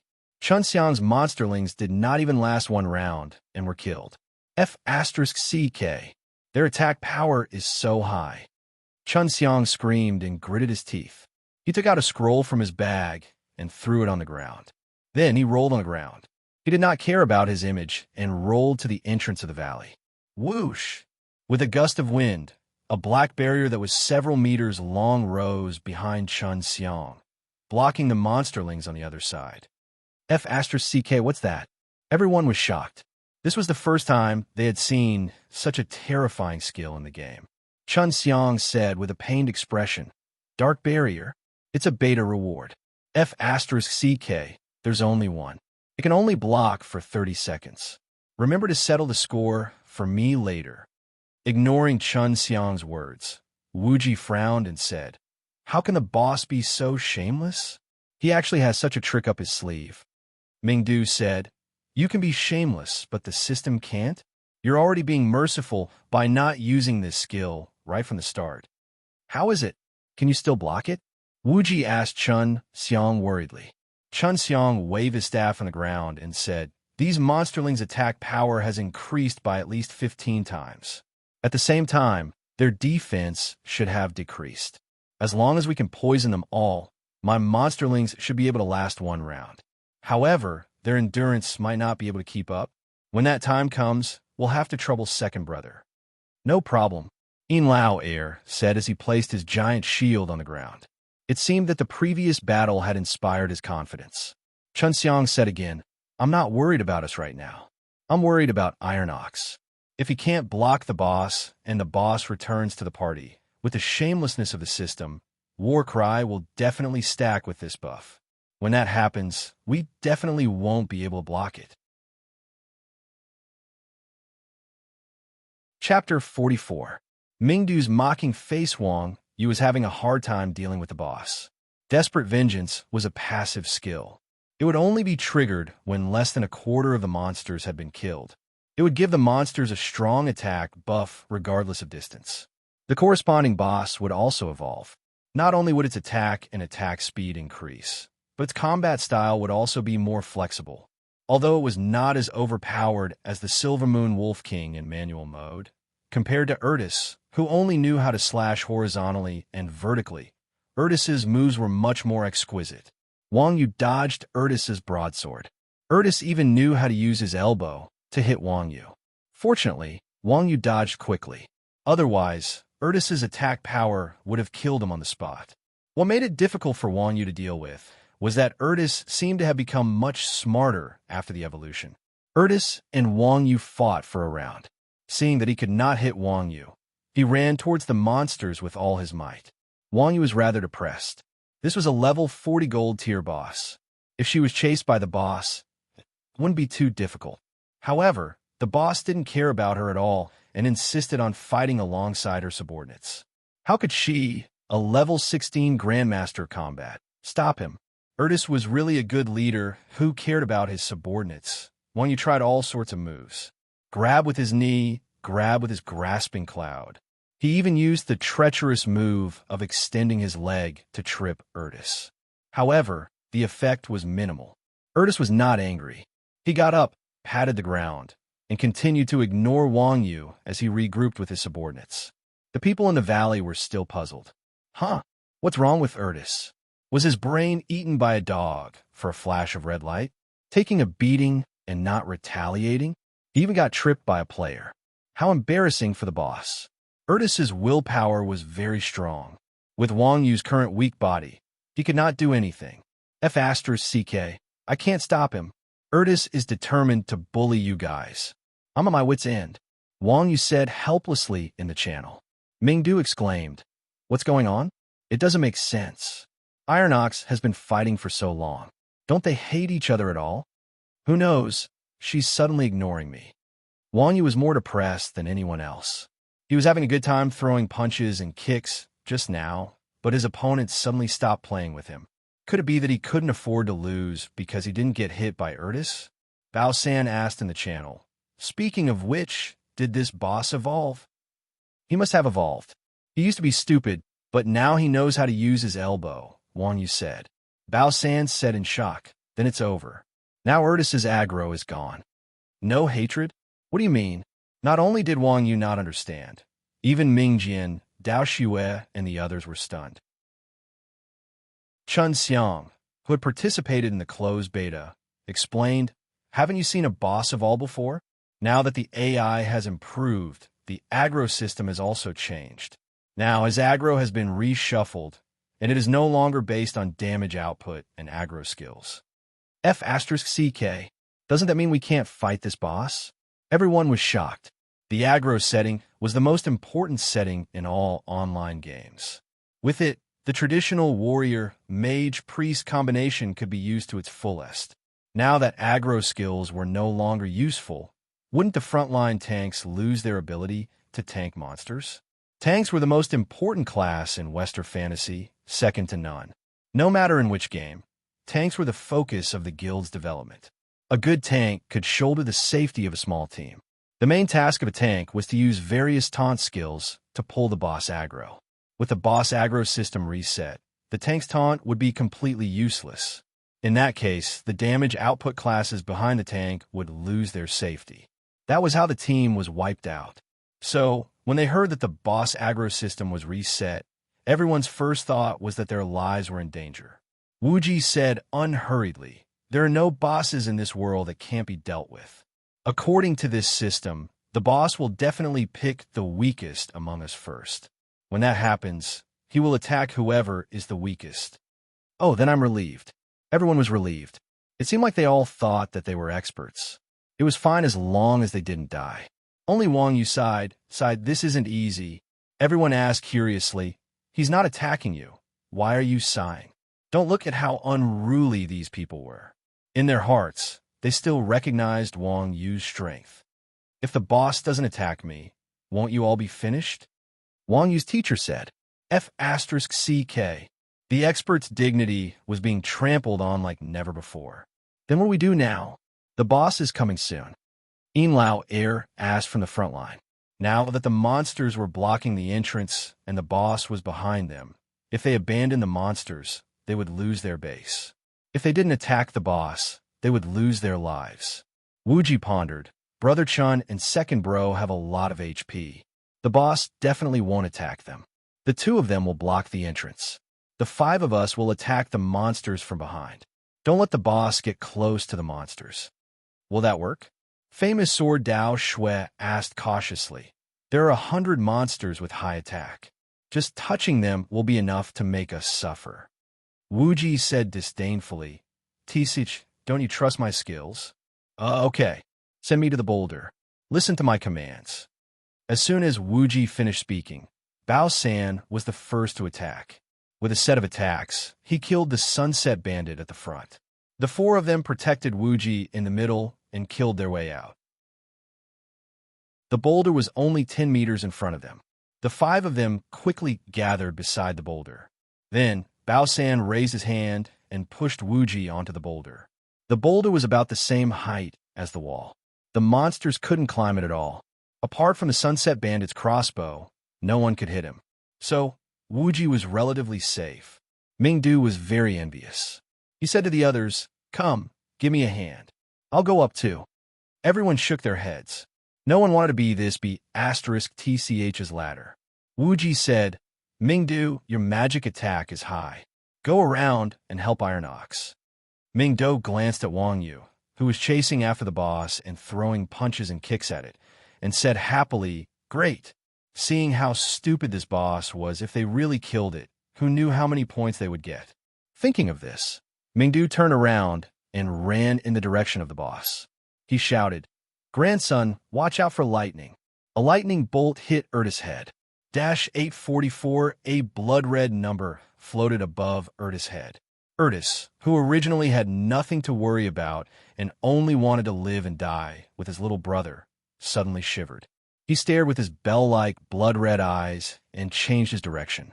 He put away his sword and bent down. He charged towards Mingdu, stirring up a cloud of dust. Chapter 45. Damn, this doesn't make sense. I'm invincible. How can I be a pushover? Wuji is much weaker than me. Mingdu shouted as he rolled and crawled to avoid the charge. He used his hands and feet to run in Wang Yu's direction. Wuji leisurely said in disdain from the big rock, "You're not weak, but you're ugly." When Erdis saw Mingdu dodge his charge, he shouted and leaped high, smashing the collapsing mountain at Mingdu's back. Oh damn. Mingdu could not dodge and could only close his eyes and wait for death. At this moment, Wang Yu jumped in front of him. Mingdu was pleasantly surprised. "Nyoge, you're like my second parent." Wang Yu ignored Mingdu. He stretched out his hands and pulled Erdis into his arms. He hit him with his knee twice and threw him to the side. At this moment, Mingdu had already run away. Erdis waved his sword and slashed at Mingdu like a whirlwind. Wang Yu waved his palm and activated Cloud-Grabbing Fist. The dumbfounded Mingdu was forcefully pulled in front of him. Fortunately, the skills of players in the same party only had effects and no damage. Otherwise, a weak skin like Mingdu would probably be in critical condition after being grabbed by Wang Yu. "What the hell are you looking at? Lightning him!" Wang Yu shouted at Mingdu. Mingdu reacted and waved his staff, throwing out bolts of lightning. Erdis was covered in metal armor. His magic resistance was not high, and his lightning magic was buffed. Mingdu, a great lightning mage, stunned Erdis. Wang Yu took the opportunity to get in front of Erdis and looked for an opportunity to deal damage. When Erdis' broadsword was about to hit Mingdu, he waved his palm and pulled Mingdu over. The Grandmaster of Combat profession relied on combos.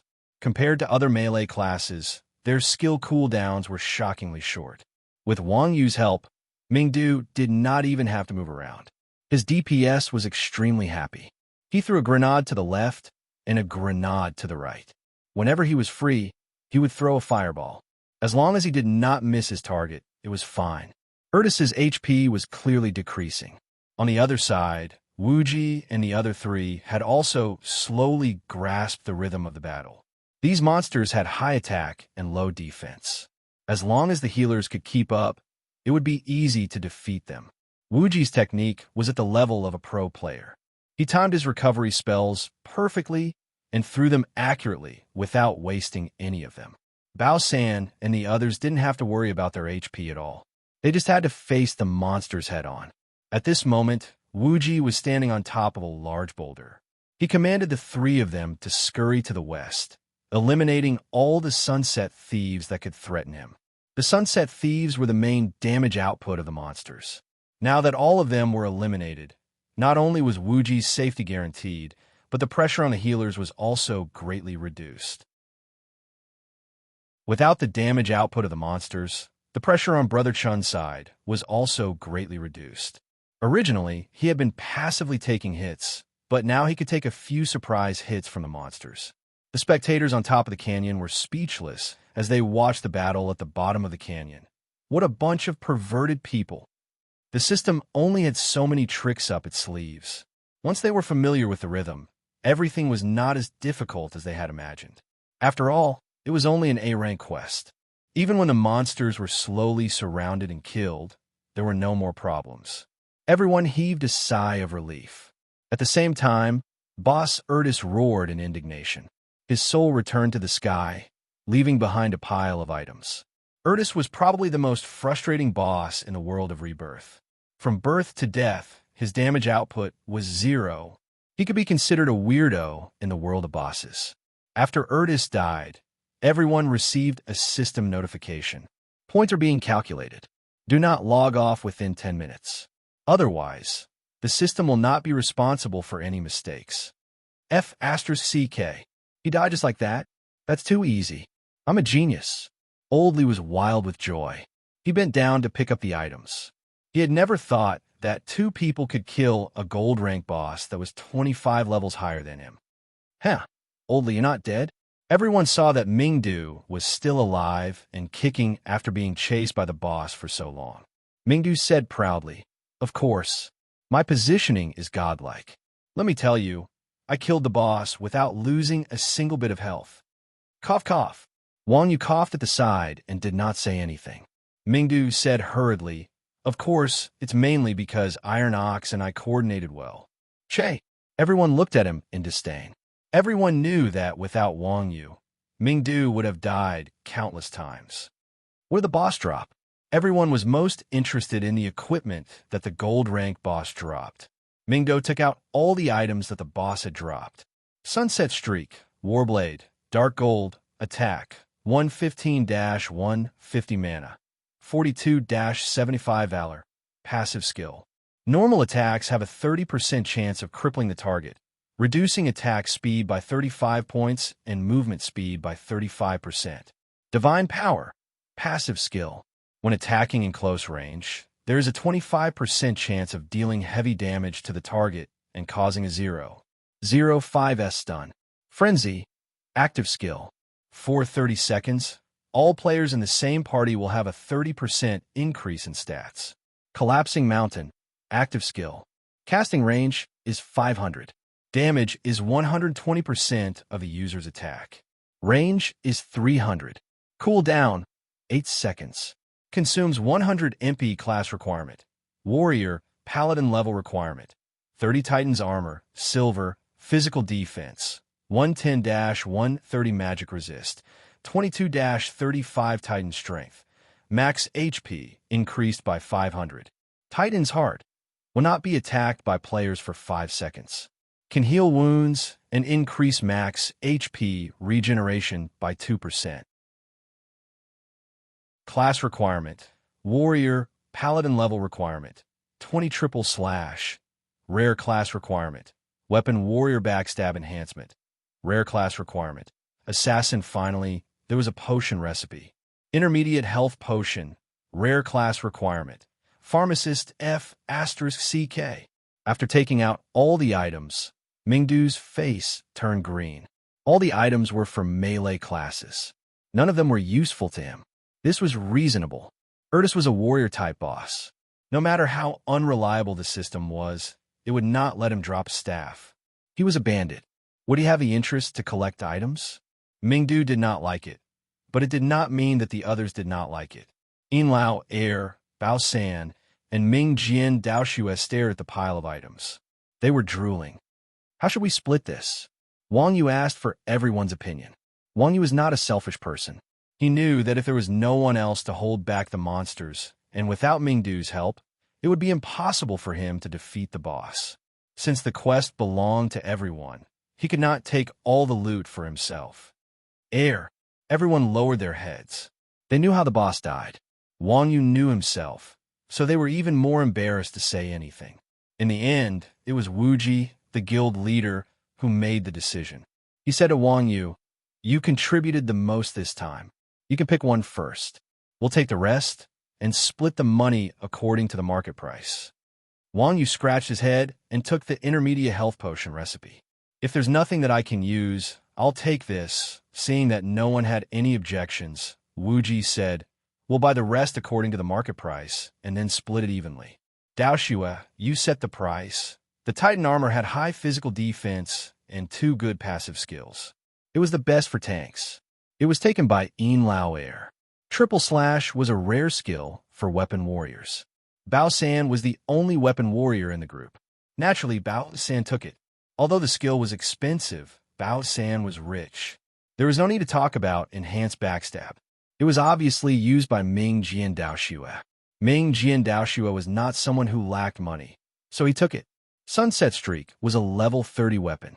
Even though it was a dark gold grade, no one dared to buy it due to uncertainty. In the end, they suggested to sell it in the auction house and split the money. The people in Chuanjin who did not get money got equipment and skills. Those who did not get skills and equipment got money. Everyone was happy. At this time, the world announcement sounded. Chapter 46. Announcement. Chuanjin's Wuji, Bao San, Chun Xiang, to place one's pride, Ming Jian, Daoxue, Iron Ox, Mingdu, and Yinlao Air have successfully defended their guild's encampment. As the first guild in the history of Rebirth to defend their encampment, their glory will be recorded in the annals of history. The special words floated 3 times at the top of the screen. It was a ghastly sight to behold. This would be recorded in the annals of history. Compared to the 2 times Wang Yu killed the boss, this one was much more solemn. It seemed that the annals of history were divided into major and minor events. The announcement flashed, and the entire gaming world was in an uproar. F***CK. Those bastards really managed to defend it? F***CK. They only have 8 people. How is that possible? My money. I bet 10 gold coins that they won't be able to defend it. Hearing someone mention money, the faces of those who had placed their bets were covered with a layer of shock. For a moment, the game was filled with wails. In Wind City, Yellow Sand Covers the Sun was leading a party to level up. After seeing the announcement, he was shocked, then sighed. As expected of Chuanjin, they actually did something unexpected. 10,000 Miles Wild Gale laughed. "What's wrong? Are you feeling pressured?" Yellow Sand Covers the Sun said. "Why would I feel pressured? Those guys have a different goal than us. 10,000 Miles Yellow Sand was a big guild. Their goal was to dominate the world and make a name for themselves. On the other hand, the Quanjun sect didn't have such lofty ambitions. To put it bluntly, these people weren't interested in becoming famous. The only thing they were interested in was stepping on those famous people under their feet and then looking at their surprised expressions. In Celestial Dragon City, Dugu Jiuqiang was in the guild channel, chatting cheerfully with the girls in the guild. Let me tell you guys, I'm the director of the city management. If you have time, come to my place. I'll take you for a ride in my Land Rover, and then we'll go to the lakeside. At this moment, the announcement was heard. Merciless lunatic beggar hurriedly interrupted Dugu Jiuqiang's words and said in a panic, "Boss, those bastards really succeeded." Dugu Nine Spears said indifferently, "If they succeed, then they succeed. I knew that they would succeed. But didn't you say?" Merciless Mad Beggar was speechless. Dugu Jiuqiang said calmly, "Humph, Chuanjin can be considered as our opponent, so he naturally has some strength. But that's all there is to it. Young man, you must remain calm when you encounter trouble. Don't panic." This merciless lunatic beggar was speechless. Suddenly, Merciless Hands received a message from Dugu Jiuqiang. "Damn it, how did those bastards manage to defend it? I bet 100 gold coins that they wouldn't be able to defend it. Is there something wrong with the system?" CK them, my money. Merciless lunatic beggar burst into tears. What a poser. At this moment, the one feeling the most depressed was Blood Alliance. There were only a few guilds in Yuhuicheng, and the two largest ones were Blood Alliance and Rosette Army. Everyone knew that these two guilds were in the same boat, so in Yuhuicheng, Blood Alliance was publicly recognized as the #1 guild. But today they weren't. Chuanjin had successfully defended their base and was recognized by the system as the #1 guild in the world. Even if their Blood Alliance was #1 in Yuhuicheng, they were nothing in front of Chuanjin. There was no comparison between #1 in the world and #1 in the main city. If they had to compete, Blood Alliance would be a huge joke. After all, the Blood Alliance's leader's younger brother had just been tortured and killed 6 times by the Quanjin sect's people. Today, the Quanjin sect's people used their actions to give the Blood Alliance another tight slap in the face. #1. Bulsh *T. That was a self-proclaimed title. In Yuhuicheng, Chuanjin was undoubtedly the #1 guild. When Blood Alliance met Chuanjin, they were always the weaklings. Blood Red War Flag was frustrated. If they were defeated by other big guilds, Blood Red War Flag could bear with it. But Chuanjin had a total of 8 people, and they couldn't even compare to one of their teams. Yet, they were still able to suppress them. How could they take this line down? Thinking of how the people of the Quanjun sect had shat on their necks yesterday, and how they still had to pay compensation and apologize, the Blood Red War Flag felt even more depressed. It couldn't wait to send troops to wipe out the Quanjun sect in one fell swoop. Seeing Blood Red War Flag like this, the higher-ups of Blood Alliance didn't dare to say anything. Even Bloodwind Whisper lowered his head and didn't know what to do. Bloodwind Whisper was a smart person. He was the one who proposed the apology and compensation. He was also the one who said not to cause trouble. Although he was doing things according to Blood Red War Flag's wishes, with Blood Red War Flag's pride, he might take the blame. "Does anyone have anything to say?" Blood Red War Flag asked sinisterly. At the same time, he stared at Bloodwind Whisper. Bloodwind Whisper's heart tightened. He thought to himself, "I was right. This idiot Blood Red War Flag wants to take revenge on me." Before the Bloodwind Whisper could say anything, the Blood Azura stood up and shouted, "I told you to King mess with him at the beginning, but look at all of you cowards. Yesterday, Heaven was tortured to such a state by the Chuanjin sect, and you didn't even dare to fart. Aren't you ashamed?" Seeing that Blood Red Shura had taken the initiative to find trouble, Blood Red Wind Whisper was secretly happy. This idiot is good at blocking attacks. Blood Red War Flag's face turned red and white. Blood Red Shura's words stabbed at his sore spot. His own brother was tortured to death, and he didn't even let out a fart. Who was the most ashamed? Of course, it was Blood Red War Flag. Blood Red War Flag suddenly felt that Blood Red Shura was deliberately targeting him. Thinking of this, Blood Red War Flag said, Azura, since you are so capable, then take 20 people and annihilate the Quan Jin sect. Blood Red Shura was shocked. 20 people? You must be joking.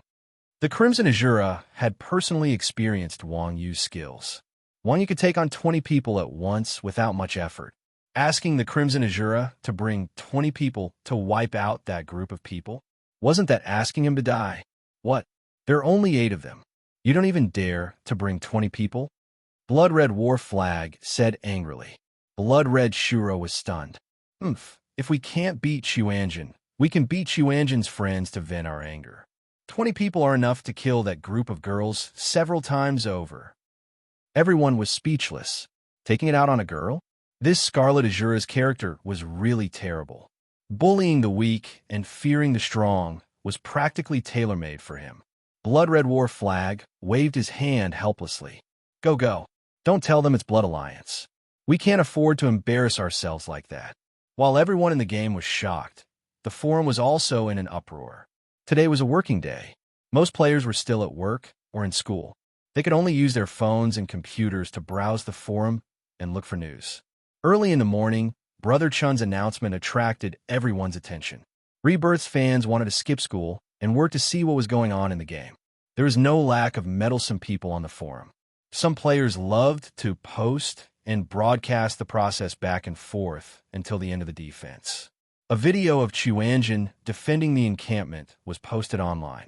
Once the video was posted, the forum was in an uproar. It was almost one-sided, scolding Xuanjin for being shameless and despicable. Why? Because when Xuanjin defended the encampment, they used a trick.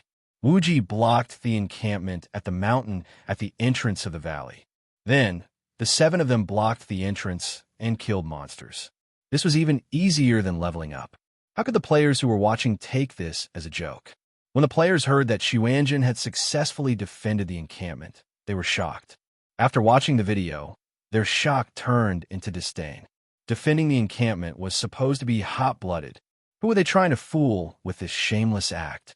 Some players, such as Blood Red War Flag, immediately complained about the system, saying that there was a bug in the system and that Xuanjin had exploited the system's loopholes.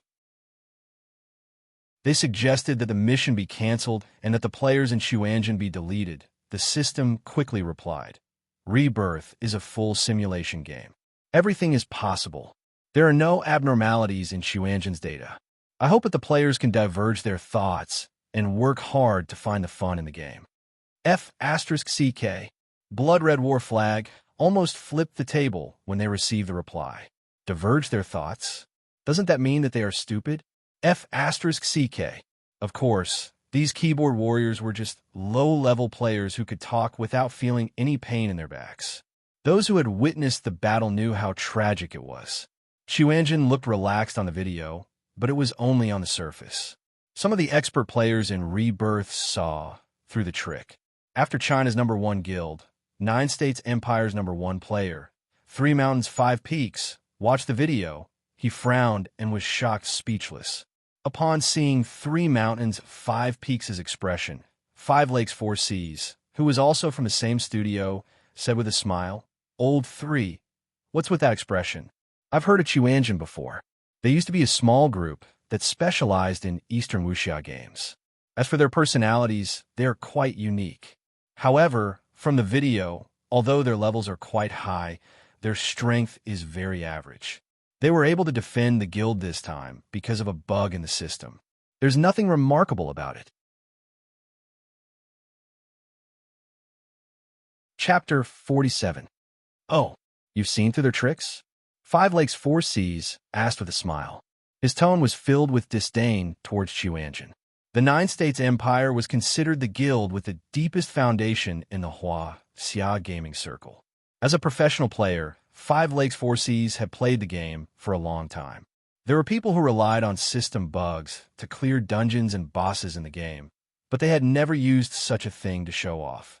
Furthermore, they had arrogantly challenged everyone in the server. In the eyes of 5 Lakes 4 Seas, Xuanjin's actions had undoubtedly raised the limit of shamelessness for humans. In the words of Prime Minister Zhuge, I've never seen such a shameless person. 3 mountains, 5 seas chuckled. He pointed at Wang Yu on the screen and said of 5 lakes, 4 seas. Tell me, what will happen if we don't have that Grandmaster of Combat? 5 lakes, 4 seas stuck his head out to take a look. His gaze turned cold as he said, this Grandmaster of Combat pulled the boss away by himself. Without him, when the boss used its battle formation skill, it would be difficult for them to block it. What will happen if we don't have this warlock? 3 mountains, 5 seas pointed at Chun Xiang again. 5 lakes, 4 seas expression turned serious as he said, this warlock is the main front line. He has complete control of the battlefield. Without him, even if he pulls the boss away, we definitely won't be able to block it. What if we don't have this person? 3 mountains, 5 seas pointed at Mingdu on the wall and asked. Sorcerers were just messing around in the beginning. However, when we fought the boss, they became the main damage output. 5 lakes, 4 seas said. With each person that 3 mountains, 5 seas pointed at, 5 lakes, 4 seas expression became even more shocked. Without Yin Lao air support, Chun Xiang's endurance wouldn't be able to keep up and the mission would fail. Without Ming Jian, Dao Xue, and the other two's damage output, Chun Xiang's Yin Lao air who was blocking the door could only take a beating and the mission would still fail. Without Wuji's healing, the 3 damage output players would definitely die earlier and the mission would still fail. Of course, what they didn't know was that the entire mission deployment was Wuji's idea. Even so, with 3 mountains, 5 peaks guidance, everyone could tell that the 8 people in Xuanzhen were closely linked to one another. No matter which one of them had a problem, the mission would fail. Imagine being surrounded by monsters that were 50 times stronger than you and having to fight for close to 2 hours without the slightest mistake. In this kind of situation where there was no room for mistakes, your mentality would not be able to keep up, let alone win this battle. Thinking of this, Wu Sihai looked at the 8 people on the screen in shock and said, what a terrifying group of people. The most terrifying ones are these 2. 3 mountains, 5 peaks pointed at Chun Xiang and Wang Yu and said, that warlock has the most terrifying skill in the entire server during the closed beta, and his control ability is so strong that no one can beat him. 5 lakes, 4 seas nodded and asked, what about Grandmasters of Combat? He pulled a gold boss by himself, and he even cooperated with the magician to kill the boss. Did you notice that when a magician was dodging here and there, the Grandmaster of Combat's hand would also move? So I'm sure that the magician definitely didn't know how to teleport, but the Grandmaster of Combat was using skills to help him move, allowing him to attack freely. Hearing 3 mountains, 5 peaks say this, 5 lakes, 4 seas really noticed that every time Mingdu teleported, Wang Yu would wave his hand and pull. Originally, when he saw Mingdu dodging here and there, 5 lakes, 4 seas thought that it was a skill unique to the lightning magician, but who would have thought that it was the Grandmaster of Combat who was interfering? If that was the case, didn't that mean that this Grandmaster of Combat controlled 2 characters to kill the boss? F*CK. It was terrifying to think about it. 5 lakes, 4 seas broke out in a cold sweat. Are the people on the forum idiots? Can't they see it? Of course not. Someone saw it, but they're just pretending. Why? Because they lost money. The biggest winner of this bet might be someone from Xuanzhen. 3 mountains, 5 peaks said. F*CK. These people are so dirty. That's why I said that this Xuanzhen is amazing. 3 mountains, 5 peaks sighed, and then continued to study the video, hoping to find something else. Just as everyone was worrying about Xuanzhen, the 8 people from Xuanzhen were happily walking towards the encampment's meeting hall. When the announcement was made, all 8 of them received a notification at the same time. System notification. Xuanzhen has successfully defended the encampment. Reward, territory, Sunset Valley. Points for defending the encampment can be received at the guild manager's office. Hey, how many points do you guys have? Mingdu asked the others curiously. 423. Third Bao said after looking. Famous sword Dao Xue, 512. To place one's pride, what about you? What about you? Mingdu asked to place one's pride. F*CK. All the kills were taken by you bitches. I only have 377. To place one's pride, said angrily. Wuji said, come on. 300 plus is not a small amount. We only have less than 200 points. Who are we going to complain to? Haha, is that so? Brother Chun, how many points do you have? 188, Chun Xiang said calmly. Although he had spent the most, contributed the most, and even through a precious scroll, the system's intelligence was limited, and it would not take into account Chun Xiang's contribution. Second brother? F CK 76. Yin Lao Air had a sullen expression. He was standing behind Chun Xiang as a substitute, and Chun Xiang already had so few points, it would be strange if he had more points than Chun Xiang. Ha ha ha! Mingdu suddenly laughed. Trash. Who are you talking about? Yin Lao Air said unhappily. Mingdu said proudly, I'm not talking about you. I'm talking about all of you. You're all trash. I have 874 points. Let me ask you weaklings if you're afraid. Everyone, when the battle started, Mingdu had been fighting for kills. In a chaotic battle, as a sorcerer with the ability to kill instantly, he was naturally more efficient than others. Later on, Mingdu and Wang Yu killed the boss, so it was normal for him to have more than 800 points. But seeing this, everyone gnashed their teeth in hatred, especially Wu Ji, who angrily said, How could we let this bitch get so many points? Chun Xiang said, It's all my fault for being soft-hearted. I didn't kill him. Why don't we kill him now, or I won't be able to vent my anger, to place one's pride suggested. Famous Sword Dao Shui said, Yes, I agree. Top 1.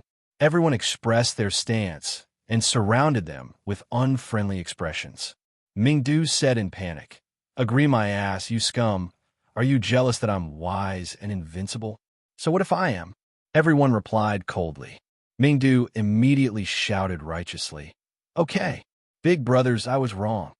Everyone, this bitch, killing him would dirty my hands. The group chatted and laughed. After they were done, Mingdu suddenly turned around and asked Wang Yu with a smug expression, Iron Ox, how many points do you have? 1,000. Wang Yu said calmly, I took Ertis's last hit. Mingdu was shocked when he heard that. What? That doesn't make sense. You only killed that monster. How did you get so many? Wang Yu waved his index finger in front of Mingdu and said, You're wrong. It was a boss. Ha ha. Seeing that someone had finally suppressed Mingdu, Wu Ji said with a smile, That's right. Iron Ox fought the boss alone. It's not too much to give him 10,000 points. Yes, Uncle Neo is the one who is truly brilliant and invincible. Old Li, you're nothing. That's right. You only know how to hide under Iron Ox's crotch to deal damage. I hate people like that the most. Seconded.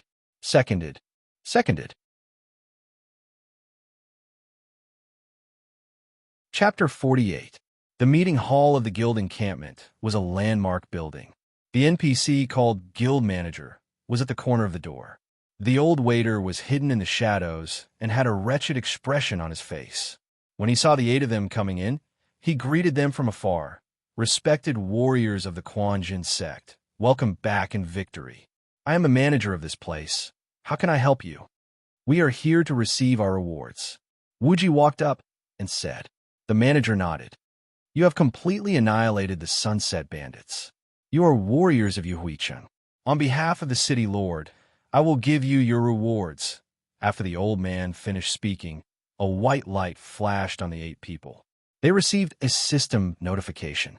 System notification. Encampment successfully defended. Level increased by 1. Rewarding you Huicheng 50 honor points and 20 gold coins. The reward points have been sent to the bag. If the bag space is insufficient, the system will not be responsible. After looking at each other, everyone began to rummage through their bags. After that, Mingdu asked everyone with a happy expression, What did you get? When the others saw Mingdu's expression, they knew he was going to show off again. After all, this bastard had the second most points. The reward would definitely be good. Only Yin Lao Air was not too familiar with Mingdu's personality. He was tricked on the spot. Yin Lao Air pointed to the helmet on his head and said with a happy expression, I got a piece of equipment. As he spoke, Yin Lao Air sent a picture. Guardian's head, helmet, set, physical defense, 27-35 magic resistance, 27-35 Guardians set 2/3 Guardians Shield 1/1 Guardians Head 1/1 Guardians Shin Plate 0 to 1 set Attributes Vitality. Max HP increases by 500. Activated Sturdiness. Physical defense and magic resistance increases by 15%. Activated. Guardian Power. Equipped with a shield that lasts for 4 seconds. The shield's HP is equal to 10% of your maximum HP. After 4 seconds, the shield will explode and cause a 40% slow effect to enemies within range. When the others saw the equipment, they said, "Not bad, not bad." There were very few magic-resistant equipment to begin with. Inlao Air's was only a set. At this stage, it was more or less the same as a divine equipment. "In the future, if we get the third one, we'll leave it for you," everyone said. Inlao Air smiled and said, "Thank you, everyone, but I already have a clue to the third item. I just need to complete a quest, and I'll be able to collect it." "What did the system give you? Take it out, and let's have a look." Inlao Air turned his head and asked Mingdu. Mingdu chuckled, and blue lightning began to condense in his empty left hand. In the next second, a spear appeared in Mingdu's hand. The sound and light effects of the lightning magic were astonishing. Mingdu's ugly face was also covered by the light of the lightning. "An offhand skill," everyone exclaimed. Mingdu smiled wretchedly and said, "Hee, lightning spear, it's just a pseudo-offhand skill. But this skill is very overpowered. Not only is its skill damage much higher than lightning fall, it can also cause a piercing effect. Truly casting pearls before swine." Everyone sighed. There were some differences between pseudo-offhand skills and offhand skills. A pseudo-offhand skill was a skill that could be set to be used by the offhand, but when used by the offhand, there were no equipment bonuses, so it was equivalent to using it barehanded. However, the skill damage of this lightning spear was even higher than lightning fall. It wasn't much different from a normal offhand skill. Not to mention, this lightning spear had a piercing effect. It was a direct AoE attack, so it was quite overpowered. "What about you guys?" Mingdu asked curiously. "Rare skill book, Tendon Flick," famous sword Dao Shui said indifferently. Tendon Flick. Assassin skill, deals 140% skill damage, has a crippling effect, slows target by 30%. Damage increased by 20% in stealth state, and 30% in backstab state. Damage can be stacked. With this skill, Dao Shui can insta-kill people in the future. Famous sword Dao Shui's dagger had a stealth buff, and he had also learned backstab's buff. With the stacking of Tendon Pick's damage, even a tanky shield warrior like Yin Lao would be left with low HP if he didn't use any skills. Compared to Mingdu and famous sword Dao Shui's skills, the other people's rewards were very ordinary. Bao San got a silver grade armor with an additional critical hit effect. To place one's pride, he got a silver grade boxing glove that increased attack speed by 30%. Wuji got a silver grade boots that increased movement speed. He really didn't know why a healer like him would need movement speed. Chun Xiang was even worse off. He got a warlock staff. The staff that Chun Xiang was currently using was an exquisite reward from a hidden quest, so this staff was useless to Chun Xiang. Even if he put on the auction house, it probably wouldn't be sold for a high price. After all, in Rebirth, Dark Warlocks were a rare class, the kind that was even rarer than Grandmasters of Combat. Iron Ox, what about you? In the end, everyone asked Wang Yu. Wang Yu looked at everyone and lifted his leg to stomp on the ground. Everyone only saw a flash of light before they were all sent flying. "What is this?" Everyone was shocked. They had never heard of Grandmasters of Combat having an AoE skill. Wang Yu said Thunderstamp, a special skill for martial artists. Skill damage 180%, skill range 100, causes a knockback effect. If you were an enemy, you would already be at the resurrection point. AoE damage and crowd control? Wuji said in shock. "You can say that." Wang Yu nodded. Baosan gave a thumbs up and said, "Hidden classes are really awesome." Before level 30 in Rebirth, other than Warlocks, there were no AoE skills. Of course, rare skills didn't count. Although the Warlock's Distortion was an AoE skill, it could only be used to control and not damage. Even so, it didn't stop distortion from becoming the warlock's signature skill in Rebirth. Even if it was used to max level, because it was an AoE control skill, distortion wouldn't fall behind. It could be seen how important AoE skills were in the game. As a close combat Grandmaster of Combat, Wang Yu is a classic single-target damage class. However, not only did Wang Yu's skill have powerful AoE damage, it could also be used to control groups of people. What the hell? Wouldn't he be taking over the life of a magician from now on? Ground attack skills don't seem to be very useful. At this time, to place one's pride, who was also a Grandmaster of Combat, threw out a question. In Rebirth, there were no skills that could knock people down. This Thunder Stamp looked mighty and domineering, but the skill range was only 100 meters. Who would dare to get so close to a Grandmaster of Combat? Therefore, this skill was mainly effective against targets on the ground. Wang Yu said, "Little chick, you and Bao San both have a foundation in Kung Fu, and you're also playing manual mode, but your thinking is still in system mode." Thinking is in system mode? That's right. Since it's manual mode, you should integrate your own skills into the system skill, and not rely on your reflexes and stubbornly copy the system skill. If you do that, you won't be able to bring out the essence of manual mode, Wang Yu said. Is there any difference between integrating your own skills into the system skill and relying on reflexes and stubbornly copy the system skill? There is. Wang Yu dodged and rushed to the front to place one's pride with a burst punch. To place one's pride, hurriedly raised his hand to block. Wang Yu canceled the burst punch skill. One of his hands grabbed to place one's pride's wrist, and with a twist, to place one's pride was thrown to the ground with a podgy sound. Then, Wang Yu raised his foot and stepped on to place one's pride's head. To place one's pride was shocked and subconsciously screamed, "Ah!"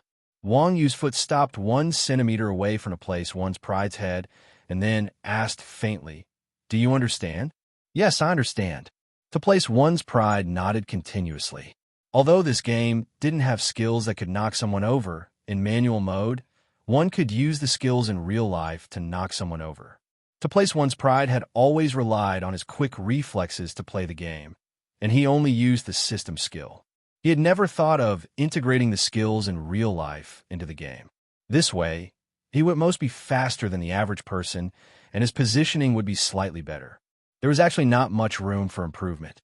After hearing Wang Yu's words, not only to place one's pride, but the others also had an epiphany. They all thought to themselves, "Should I try manual mode too?" To place one's pride, asked Wang Yu with lingering fear, "Uncle Nyo, if I used Thunder Stomp just now, what would the consequences be?" Wang Yu said faintly, "Of course I'd crush your head." Chapter 49. After receiving their rewards, the 8 of them walked around the guild encampment. Although it was called a guild encampment, it was actually a smaller version of Central Street. Other than the lack of NPC shops, there were all sorts of public facilities, such as an auction house and revival point. Since it was the first guild encampment in Rebirth, the system even rewarded them with a forging room and laboratory. This made everyone's eyes light up. The forging room could be used to forge armor, and a laboratory could be used to create potions and concoctions. Potions and concoctions were the most common consumables, not to mention armor and equipment. Without equipment, there was no point in playing the game. Thus, many large guilds would nurture their own apothecaries and blacksmiths in order to be self-sufficient. To nurture life professions, one had to provide sufficient conditions.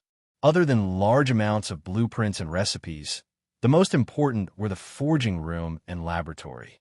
Due to the system being a scam, building these 2 facilities cost a lot of money. Thus, under normal circumstances, other than the large guilds, everyone would go to the system blacksmith and apothecary to rent stalls. However, everyone was just curious. They all prided themselves as experts, and life professions were nothing to them. Naturally, they wouldn't bother to learn it. Thus, even if they had these 2 facilities, they were no different from decorations to them. We're finally level 15. Is anyone going to run a dungeon? Brighto suggested. Mingji and Daoshua laughed coldly. It's okay to dungeon, but you can't be the party leader and you can't talk nonsense. Mingdu had been the party leader before, and he didn't talk much. When Chuanjin played Shu Mountain, because Mingdu talked too much, Chuanjin and the others got wiped at 1% of the time. From then on, Mingdu was stripped of his rights as party leader for life. Okay. Mingdu looked at everyone and asked helplessly, "Who else?" Wuji and Bao San said, "Count us in. Scarlet Church isn't easy without a cleric." "Brother Chun, do you want to go?" Spring said, "No, I still have a quest. We'll talk after I finish it." "What about second brother?" "I have to go and complete the task of guarding the Shin armor," Ian the second said. Mingdu panicked. "The Scarlet Church can't open a dungeon with less than 5 people. Can't you guys do something? If you and Chun Xiang don't go, who's going to tank?" The two of them pointed at Wang Yu and said, "Iron Ox, he's quite tanky." Wang Yu shrugged. "It's almost 1 o'clock now. I have to go offline for a bit."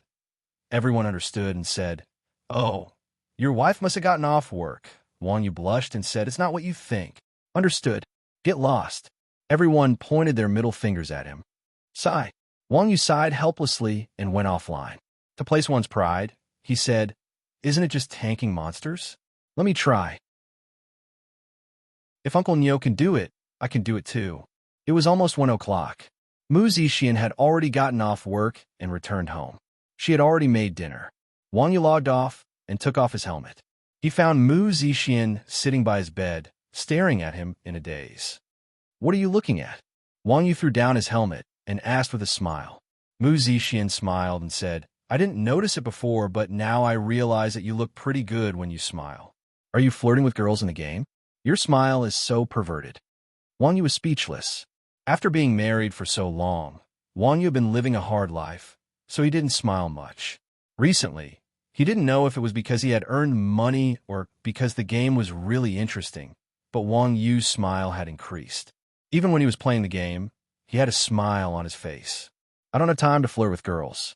I'm surrounded by a bunch of guys, not even a female monster," Wang Yu said confidently.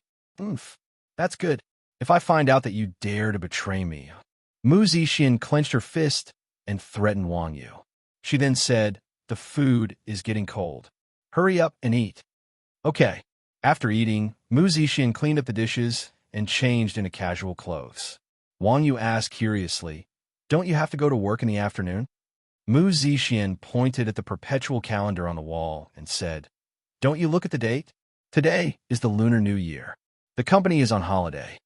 Wang Yu said, "You can rest at home when it's a holiday. The longer the holiday, the busier the restaurant is. There will be overtime pay," Mu Zixian said. "Ugh." Wang Yu was stunned and said, "Wife, did you not look at the card I gave you?" After selling equipment and skills, as well as a base token, Wang Yu's card had accumulated quite a bit of money. Mu Zixian smiled and said, "What are you looking at? It's not easy for you to earn money. In the future, you will need money for your children's education and a house. Money has to be used where it's needed most, understand?" Wang Yu knew Mu Zixian's personality. She was very opinionated, so he said, "Okay, then don't tire yourself out." "Got it. Remember to eat dinner. I'll put the food in the thermos for you." With that said, Mu Zixian closed the door and left. After Mu Zixian left, Wang Yu stretched and got up to practice a set of martial arts in the living room. Just as he was about to return to the bedroom to play games, the girls' bedroom door suddenly opened. The 4 girls walked out of the bedroom sullenly. Seeing the 4 girls like this, Wang Yu asked curiously, "What's wrong?" "You're pouting so much that you can tie a donkey to it." After spending a few days with the people of Chuanjin, Wang Yu had learned how to be a sharp-tongued person. "Sigh, don't mention it. This game is really hard." Molly sat on the sofa and said gloomily, "You haven't found your next team yet?" Wang Yu asked again. Wang Yu's tone of treating the 4 of them like goods made the girls very unhappy. Molly said, Hey, landlord, I didn't realize you were such a bad mouth." Wang Yu smiled and said, "If there's anything, tell me. I'll settle it for you." Hearing Wang Yu's words, the eyes of the 4 ladies lit up. "That's right, there's a landlord. The Quanjin sect has already taken down the guild encampment. Such a small matter definitely wouldn't pose a problem to the landlord. It's like this. Sister Shui accepted a hidden quest, but it's too difficult. The 4 of us can't complete it at all. Molly said truthfully. Wang Yu understood immediately. It was a life profession quest. Rebirth was known as the second world, and there were many life professions. As professional players, Li Shui and the others naturally would not focus on farming gold, so the four of them also had corresponding life professions. Li Shui's combat profession was a cleric, so her life profession was a pharmacist.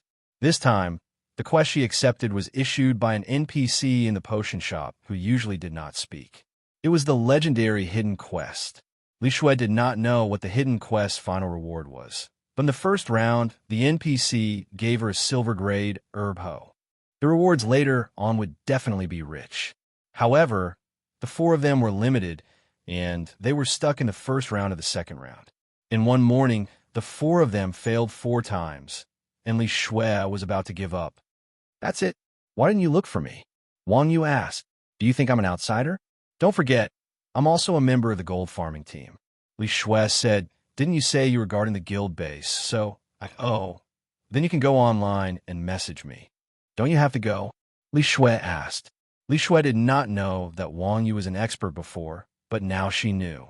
In the eyes of a low-level gold farming member like Li Shui, Wang Yu, as the top expert in the game, must be very busy.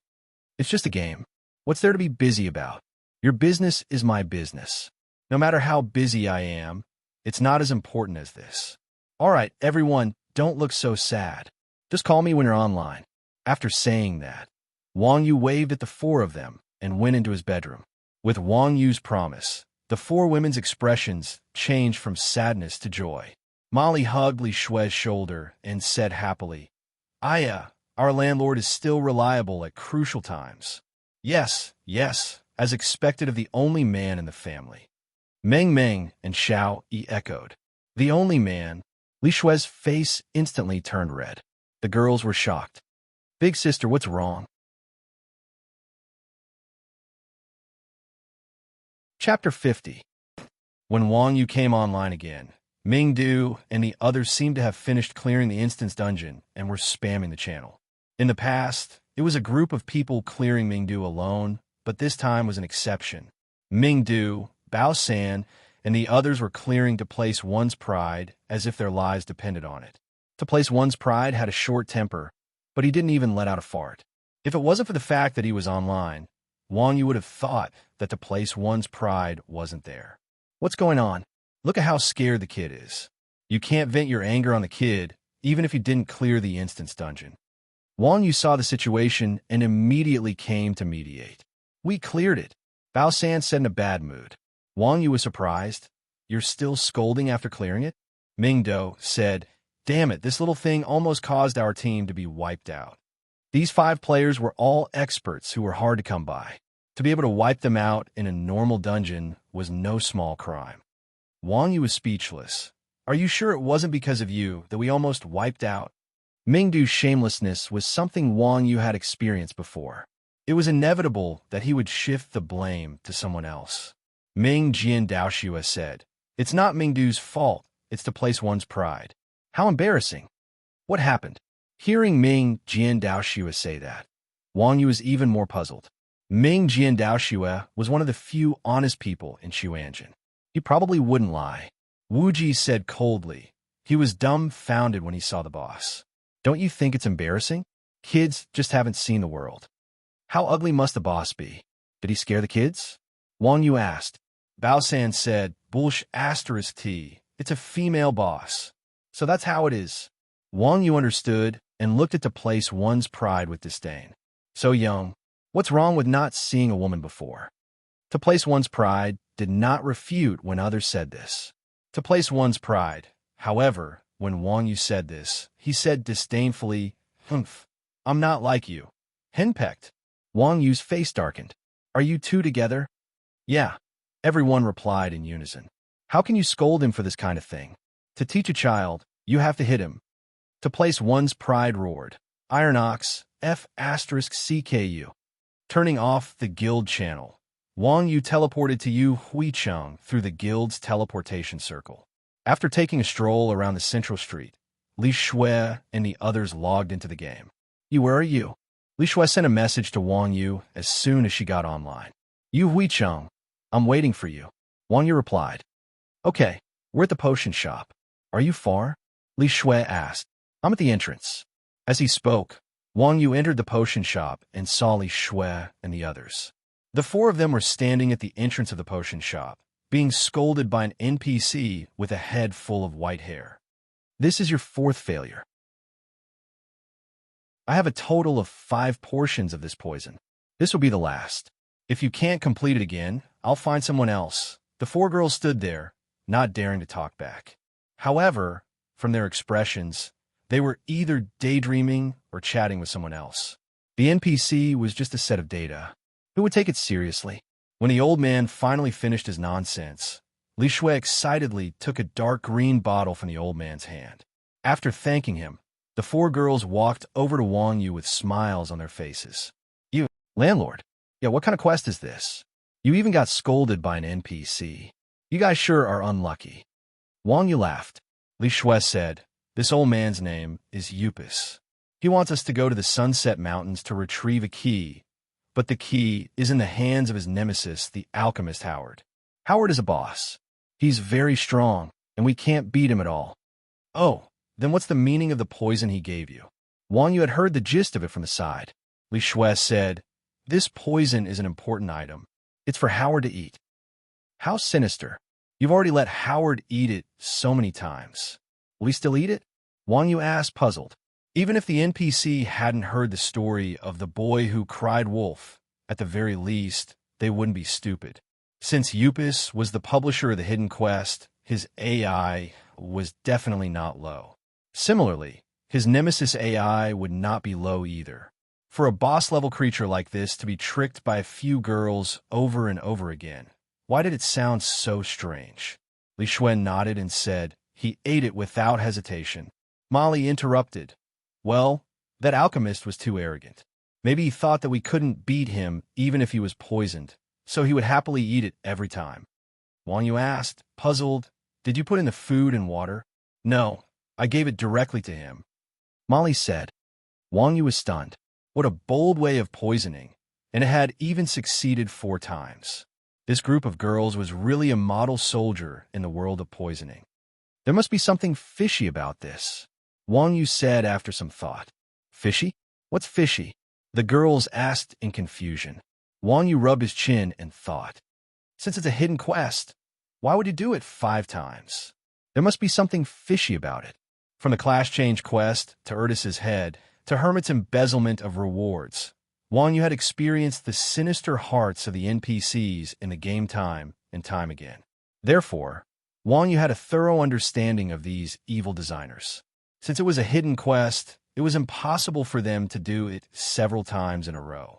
Therefore, there must be some part of the quest that the girls did wrong. The more he thought about it, the more likely the mistake was the poison. The girls' honest poisoning method could be said to be shocking. Even those crazy dogs with no intelligence in the novice village would probably not eat something given by strangers. They probably did not have the ability to eat, let alone poison. But the girls actually succeeded, and succeeded 4 times in a row. How could there be nothing fishy about it? Thinking of this, Wang Yu asked, did Upus tell you how to poison them? Li Shui shook her head and said, no, he only said that this poison was the key to defeating Howard. So, you gave this poison to Howard? Wang Yu said in shock. If we didn't give it to him, were we supposed to drink it ourselves? Molly asked. Wang Yu shook his head helplessly. You're still too naive.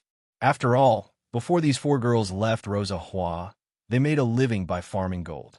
They did not have much contact with the trickery of game designers. How could they compare to an old fox like Wang Yu who had been tricked many times? What do you mean? The naive Molly asked, puzzled.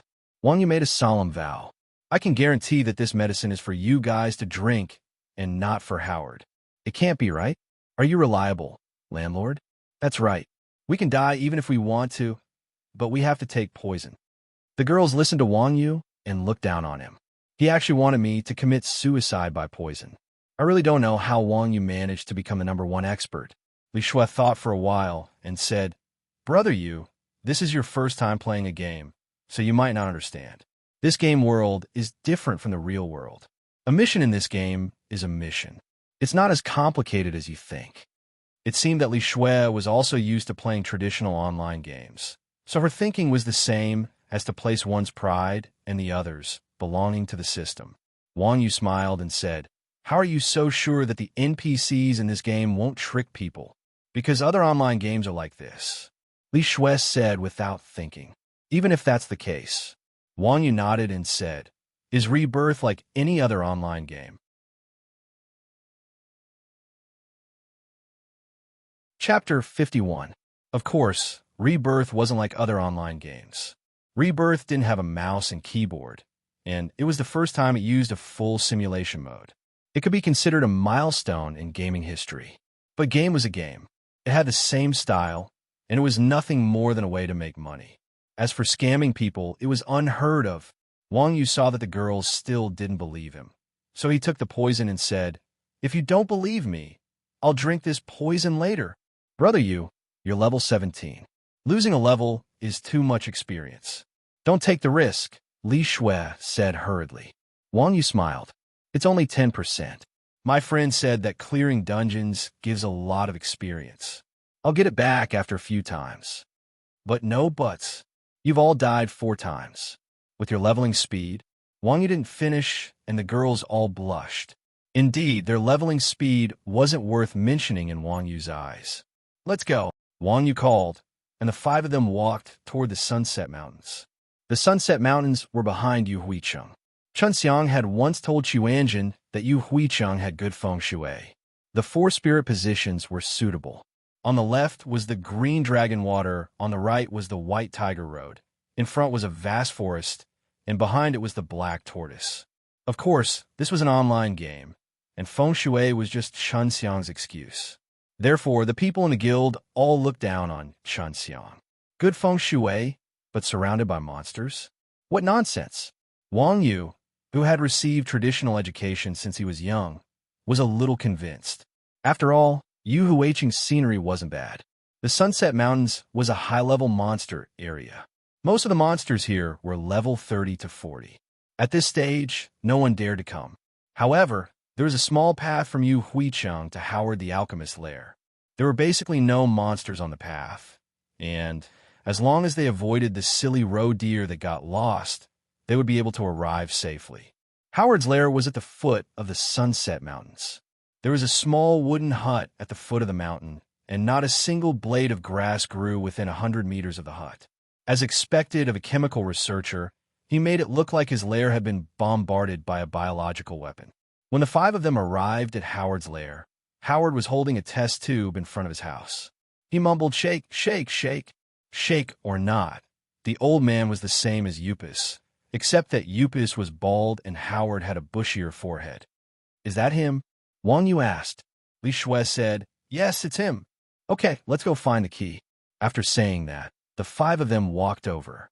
Seeing the 5 of them, Howard cackled. "Kiddies, why are you here again? It had already been 4 times. Was the lesson not enough?" "Yeah, you even brought a helper this time?" Upon hearing Howard's words, Wang Yu was even more certain of his thoughts. This old man remembered clearly how many times the girls had come, and he even knew that he was a new helper. This guy was definitely not an ordinary AI, and he would not drink poison for no reason. Li Shui said, "We haven't gotten the key yet. We won't give up." Howard smiled and said, "That stupid donkey Upus is really troublesome, but he only has 5 bottles of poison. All right, my time is very precious.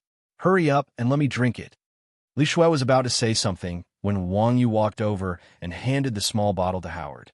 "You want to drink it?" Howard eagerly reached out to grab it, but Wang Yu flipped his hand and took the small bottle back. Then he smiled and said, "Not giving." The girls collectively broke out in a sweat. How could this person dare to play around with an NPC? Howard was immediately enraged by Wang Yu's trick. "Lowly worm, you dare to play around with the great Lord Howard? Receive the wrath of an alchemist." With a roar, Howard waved his hand and threw the test tube in his hand. Seeing that the front and back of Howard's house were all white, Wang Yu knew that this old fellow didn't study anything good. Naturally, Wang Yu didn't dare to take it. She blocked with her left hand, and a blue shield appeared on the back of her hand, knocking the test tube away. Bang! There was an explosive sound, and a green, poisonous fog rose from where the test tube had landed. Wang Yu took advantage of this time to cast Examine over. Alchemist Howard, LV25, Silver, Elite, Boss, HP, 100000 MP. 50,000 skills. Acidic poisonous fog, explosive potion, stimulant potion. No wonder the AI was so high. It turned out to be an elite boss in manual mode. Seeing that his attack had not killed Wang Yu, Howard did not hesitate. He pulled out a weapon that looked like a water gun, pulled the trigger, and hit Li Shui. Li Shui's HP fell rapidly. Fortunately, even though the poison was strong, it only lasted for 3 seconds. Li Shui hurriedly cast a series of recovery and healing spells on herself to stabilize her HP. Howard was about to shoot again, but Wang Yu had already made her move. With a tug of her hands, she pulled Howard into her embrace. Knee strike, side kick, collapsing fist. After a series of attacks, Wang Yu strangled Howard's neck with a chokehold and pressed him to the ground. Howard was pressed to the ground. Bang! A bolt of lightning flashed, and Wang Yu's thunderstomp landed on Howard's head. Dash 2452, a huge blood-red number floated out. This series of attacks had taken out nearly 1/10 of Howard's HP. Wang Yu was about to do it again when he saw Howard pull out a test tube and throw it at him. Chi Wave, shield activated. Wang Yu reached out to block it. Poof! When the test tube touched the Chi Wave shield, it instantly turned into a cloud of blue smoke. Wang Yu was shocked to find that his equipment's defense was dropping. F*CK, what kind of shameless move is this? At the same time, Howard pulled out a small bottle that was exactly the same as the one in Wang Yu's hand. He pulled the cork and poured the potion in the bottle into his mouth. With a flash of green light, Howard's speed increased, and he threw a punch at Wang Yu's face. Wang Yu was shocked by this speed, but it was too late to dodge. He pushed up with his palm and used a borrowed force to deflect Howard's attack. Howard smiled sinisterly and rushed over to the girls. The exchange between Wang Yu and Howard was very fast. From Wang Yu grabbing Howard and beating him up to Howard taking a potion to counterattack, it only took 10 seconds. The girls were dazzled by this level of battle, and they could not interfere at all. Although Howard was only level 25, he was a humanoid boss in manual mode. He was much harder to deal with than Erdis. Now that he had taken a potion, his combat strength had skyrocketed, and his speed was so fast that Wang Yu could only see him and could not catch up to him because of his attributes. In just one round, Meng Meng and Xiaoi were killed by the test tube that Howard had thrown out. After killing the 2 girls, Howard did not stop at all and rushed over to Li Shui and Marie. Li Shui was so scared that her face turned pale. She ran to Wang Yu and shouted, "Brother Yu, save me." Li Shui had died in Howard's hands 4 times. Naturally, she was not screaming because she was afraid of death, but because if she died again, the mission would fail. Marie activated charge without a care for herself and rushed over. She then raised her shield and was about to give Howard a shield bash. Howard did not even look at her. He threw a test tube and exploded it into white light. Marie was a shield warrior after all. Even after activating her skill, she could not even last 1 round. It could be seen that after this old man took the potion, his attack was also greatly increased. During this pause, Li Shui ran behind Wang Yu. Wang Yu took out the small bottle and imitated her. He pulled the cork and poured the potion into his mouth. Chapter 52. P.S. Here's the May 1st update. Don't rush to play after reading it. Remember to vote for the monthly ticket first. From now on, you can enjoy double the monthly ticket for 515 Fan Day. You can also watch other events with red packets. After the green light faded, Wang Yu felt a wave of magic enter his body. His speed and strength were greatly increased. Power, this was power that he hadn't felt in a long time. Wang Yu was so touched that tears streamed down his cheeks. To be honest, even though Wang Yu was doing well in the game, with a hidden class and a boss solo, he was actually more frustrated than anyone else. Due to the limitations of his attributes, Wang Yu's strength and speed were greatly reduced. It was fine when he bullied monsters with average attack speed, but when he encountered monsters with speed, Wang Yu felt powerless. It felt as if he had lost all his martial arts. It was as uncomfortable as it could be. Therefore, every time he went offline, Wang Yu would ravage the wooden stakes on the balcony. Even though the stimulant's effect had not restored Wang Yu's strength to its original level, this long-lost feeling of power made him extremely excited. Seeing the buff's introduction, Wang Yu curled his lips. The effect lasted for 50 seconds, and he lost 2% HP every second. This was a classic case of dying after having fun. It was no wonder that these girls couldn't complete this quest. This level, 25 elite boss, was not an opponent that these girls could contend with. After taking the stimulant and increasing all attributes by 300%, it would be strange if they could complete it. This hidden quest was not something that players at this stage could do at all. In a flash, Wang Yu's HP began to drop.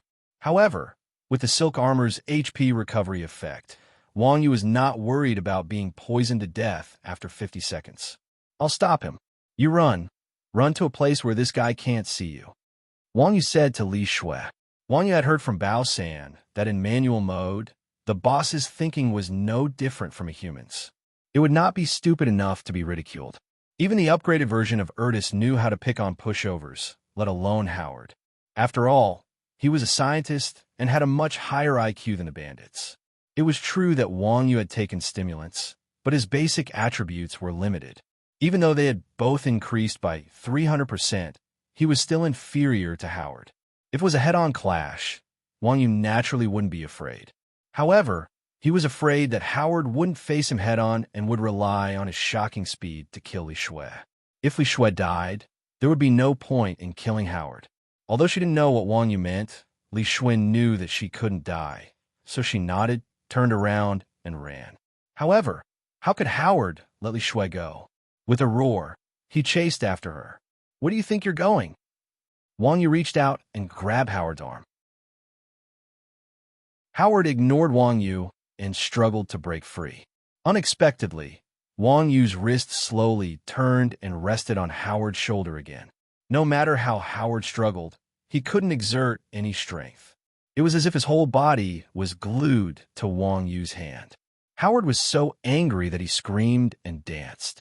Wang Yu just minded his own business and dealt with every move. Howard couldn't escape even if he wanted to. He was at a loss.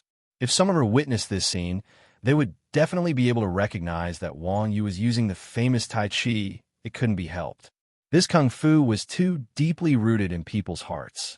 Using slow speed to fight fast, using softness to overcome hardness, borrowing force to resolve force, and using little effort to move 1,000 kilograms. This was knowledge that all Chinese children knew. However, Howard's setting was that of a Westerner.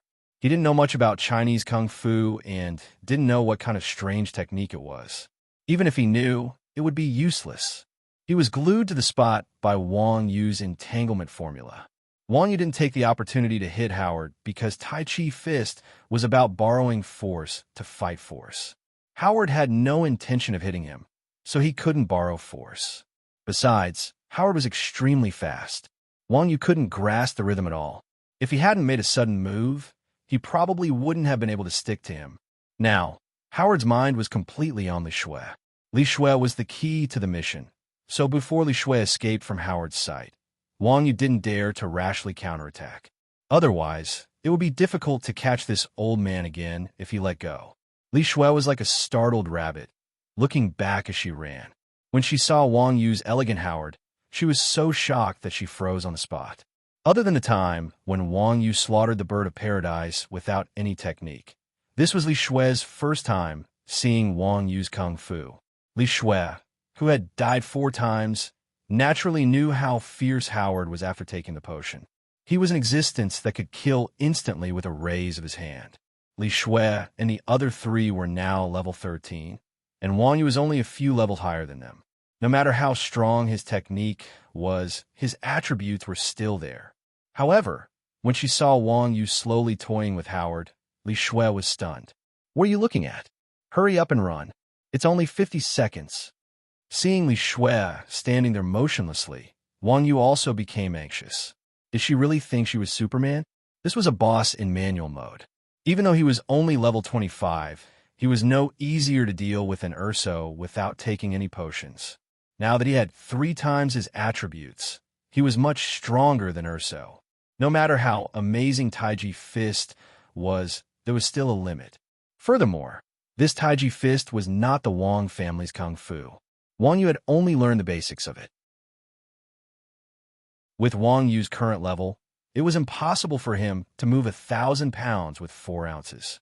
It would be impressive if he could move 1,000 pounds with 40 pounds. Under the triple attribute boost of the stimulant, even Wang Yu felt a little tired. Once the effects of the drug wore off, Howard would still run away. It was true that Howard had taken the potion first, but with the system's shamelessness, it was inevitable that the chemist would have a higher resistance and a better drug effect than Wang Yu's. Looking at the old man's spirit, it was guaranteed that there would not even be a buff. Oh! Li Shui snapped out of her daze after hearing Wang Yu's shout and continued running away. This short-legged cleric ran for half a minute before escaping from Howard's line of sight. And Wang Yu's drug effect had also expired. Shameless worm, how dare you stop me? With Li Shui gone, Howard had nowhere to vent his anger. He shouted at the top of his lungs, took out a test tube, and threw it at Wang Yu's face. Wang Yu smiled and dodged it. Since Howard was a boss in manual mode, he would, of course, act like a human in real life. Although he wouldn't be like a normal boss who would mindlessly throw out skills and wait to be beaten up, he would still freeze for a moment after throwing out the test tube. Wang Yu dodged the test tube, activated Ghost, and cut into Howard's chest with a collapsing fist. A side kick landed on Howard's chin, knocking him into the air and stunning him. Single palm, cut throat. Sun punch. Elbow strike. Cross hand. Uppercut. Wang Yu did not dare to be careless against this guy who was drugged. The various effects of the system skills and the close-range combat skills were combined flawlessly. His fists were like a storm, not giving Howard any chance to fight back. A series of blood-red numbers floated above Howard's head, and his HP bar dropped rapidly. As a humanoid and skillful boss, Howard did not have much HP. Under Wang Yu's attacks, Howard's HP quickly dropped to 30%. Bosses like him would have a life-saving skill when they reached 30% HP. Howard's golden light flashed, and he activated super armor. In the next moment, Wang Yu pulled with both hands, and Howard, who was in super armor, was pulled to his knees. Knee strike had a forceful grab effect, which could break super armor. It was followed by a perfect combo, and Howard's HP was almost empty. What was this guy's life-saving skill? Wang Yu would not have the chance to see it. After throwing Howard on the ground, Wang Yu saw that his corpse did not disappear. So he added a thunder stomp and then muttered, "Damn, it's not easy to stop you from running, but it's easy to kill you." Chapter 53. P.S. Here's the May update. Don't rush to play after reading it. Remember to vote for the monthly ticket first. From now on, you can enjoy double the monthly ticket for 515 Fan Day. You can also watch other events with red packets. Howard's corpse still hadn't disappeared. Wang Yu didn't have a hobby of torturing corpses, but to prevent him from suddenly going berserk, Wang Yu stepped on Howard and sent a message to Li Shui. "Come back and find the key. I've convinced this old man." Persuaded? Li Shui was puzzled. Judging from Howard's appearance, he didn't seem like someone who would listen to persuasion. Returning to Howard's wooden hut, Li Shui saw Wang Yu stepping on Howard. Only then did she realize that Wang Yu had used her fists to convince him. With the shock from before, Li Shui was completely numb to Wang Yu's strength. His Taiji fist stance was too grandmaster-like. Li Shui saw how easily Wang Yu toyed with the boss, and thought that it would be easy for Wang Yu to take care of this guy. "Is he dead?" Li Shui stood in the distance and asked with lingering fear. In the game, after a wild boss died, it would turn into a white light and disappear. Li Shui had never fought a boss before, but she still knew the basics. Wang Yu kicked Howard's head and said, "In theory, he's dead, but he didn't drop any equipment. And he's a boss? How poor." Howard was an old man after all.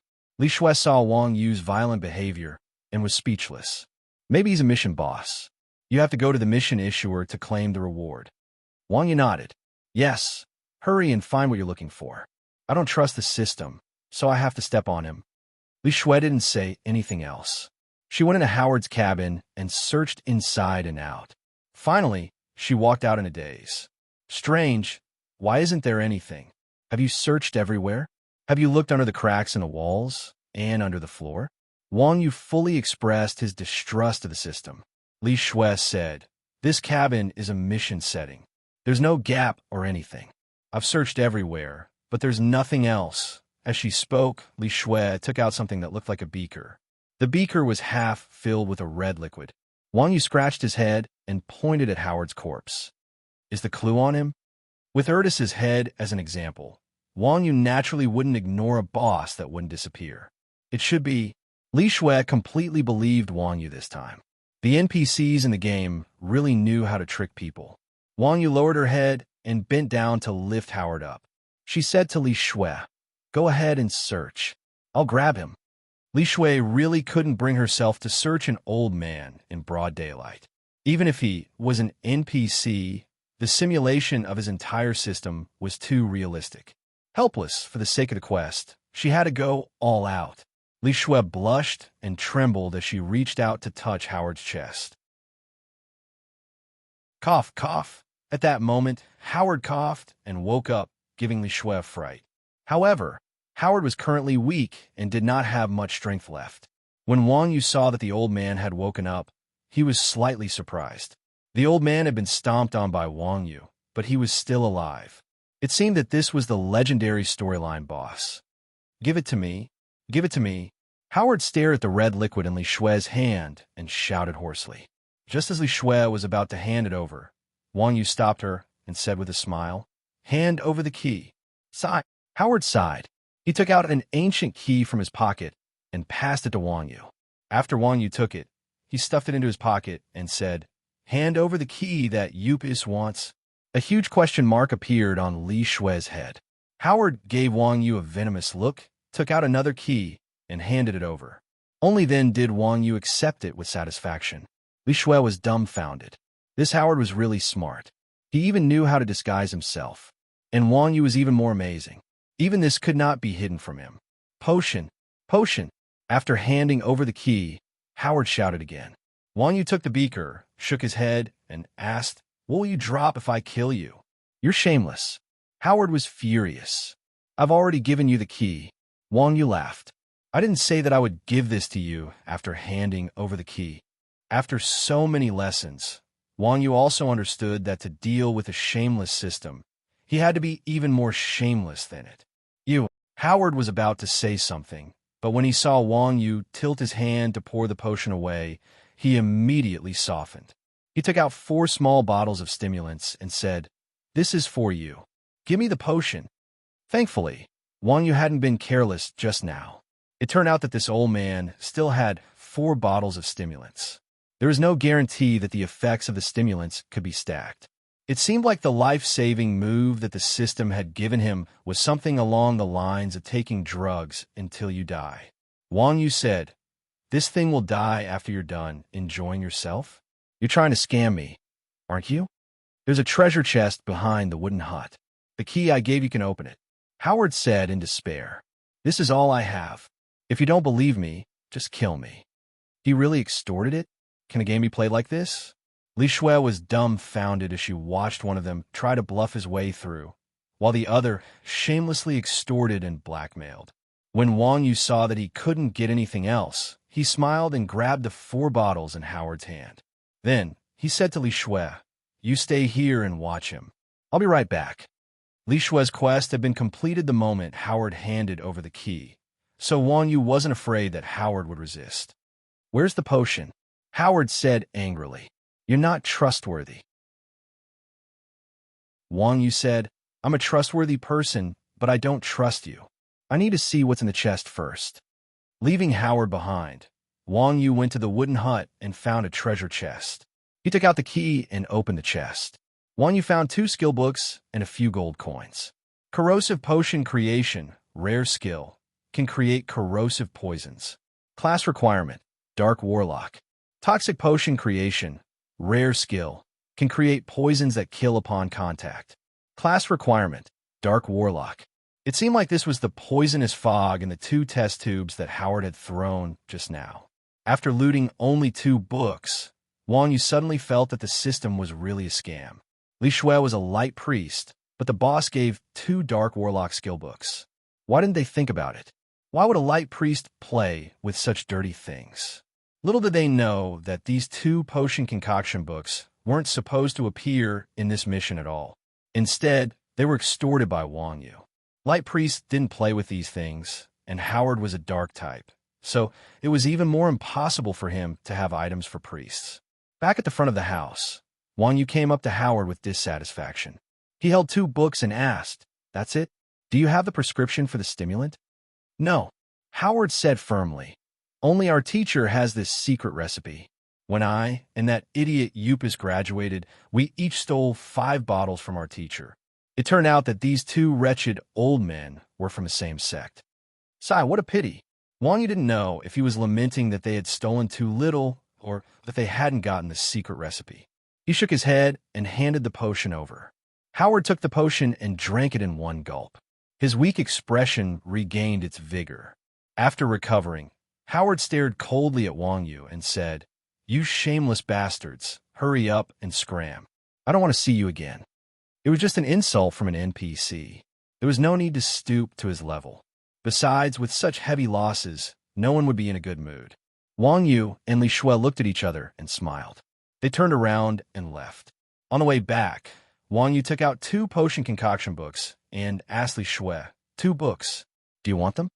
Li Shui looked at the 2 books in amazement and said, "I have no use for dark warlock stuff. Brother Yu, you can sell them."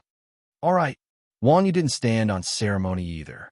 After all, she had contributed the most, so these 2 books were what she deserved. "By the way, Brother Yu, you didn't accept the quest. How did you know that the key was fake?" Li Shui asked curiously. Wang Yu looked in Yu Huiqing's direction and said, "My teacher told me that the NPCs in this world have been instilled with a deceptive program by the designers. So, I had to trick him. I didn't expect it to work." Li Shui was stunned for a moment. She smiled and said, "What if the key was real? Wouldn't you have tricked him for nothing?" Wang Yu replied, "I won't lose anything anyway. It doesn't cost me anything to try."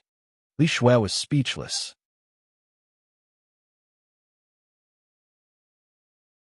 Chapter 54. Back at the pharmacy, Upis took the key and revealed a smile on his wretched face. "Not bad, not bad. I told you that you are very capable," Upis said with a smile. Wang Yu thought to herself, this NPC changes her attitude really quickly. Didn't you just say that she is trash? You flatter me. It's what I should do. Li Shui recited her lines step by step. Upis said, "Next is the last quest. Old Tony's house in the north of the city has a mysterious herb called Polygonum multiflorum. Go and get it for me." When Wang Yu heard this, he was secretly curious. This Western fantasy game even had Eastern herbs. How interesting. As soon as Upis finished speaking, Li Shui received a system notification. System notification. Hidden quest, Old Apothecary's Wish Final Round, Magical Herb. Grade A. Do you accept? Accept. System notification. You have accepted the hidden quest, Old Apothecary's Wish Final Round, Magical Herb. Grade A. Obtained Old Tony's Polygonum multiflorum 0-1. Notification. This quest is rather special. It is recommended to form a party. There is no limit to the number of people. The quest can be shared. EXP for death during the quest is halved. When Li Shui saw the notification, she frowned and shared the quest with Wang Yu. "Brother Yu, this quest is so strange." After the previous lesson, Li Shui had learned a lot. What's wrong?" Wang Yu asked. Li Shui said, "The previous quest was also grade A, but it was so rare that it made one's hair stand on end. This quest is just to get the herb, but it's also grade A, and it even requires a party." Wang Yu said, "Look carefully. He asked you to go to Old Tony's house to get the medicine. He didn't ask you to buy it, nor did he ask you to borrow it. Then it's robbery?" Li Shui asked. Wang Yu said flatly, "With how shameless these NPCs are, of course it's robbery. Did he specify in the previous quest that you have to steal the key?" Li Shui thought for a moment and said, "No, he said to get the key from the Sunset Mountains. Isn't that right? These bastards are really cunning. Wang Yu turned his head and looked at Yupis with disdain. Yupis continued to smile wretchedly and pretended not to hear. Should we look for someone? Li Shui asked. Wang Yu said, there's no need for that. It's just an A-rank mission. The two of us are enough. Wang Yu, who had already completed several S-rank missions, was full of confidence in himself. Li Shui said, in the previous round, the quest could only be shared with 3 people. Howard was already so difficult to deal with. This time, there's no limit to the number of people who can share the quest. Wouldn't the boss be even more powerful? Wang Yu thought for a moment and said, then there's even less of a need. If old Tony is a boss like Howard, no matter how many people go, they will just be sending themselves to death. Independent bosses didn't take the traditional aggro.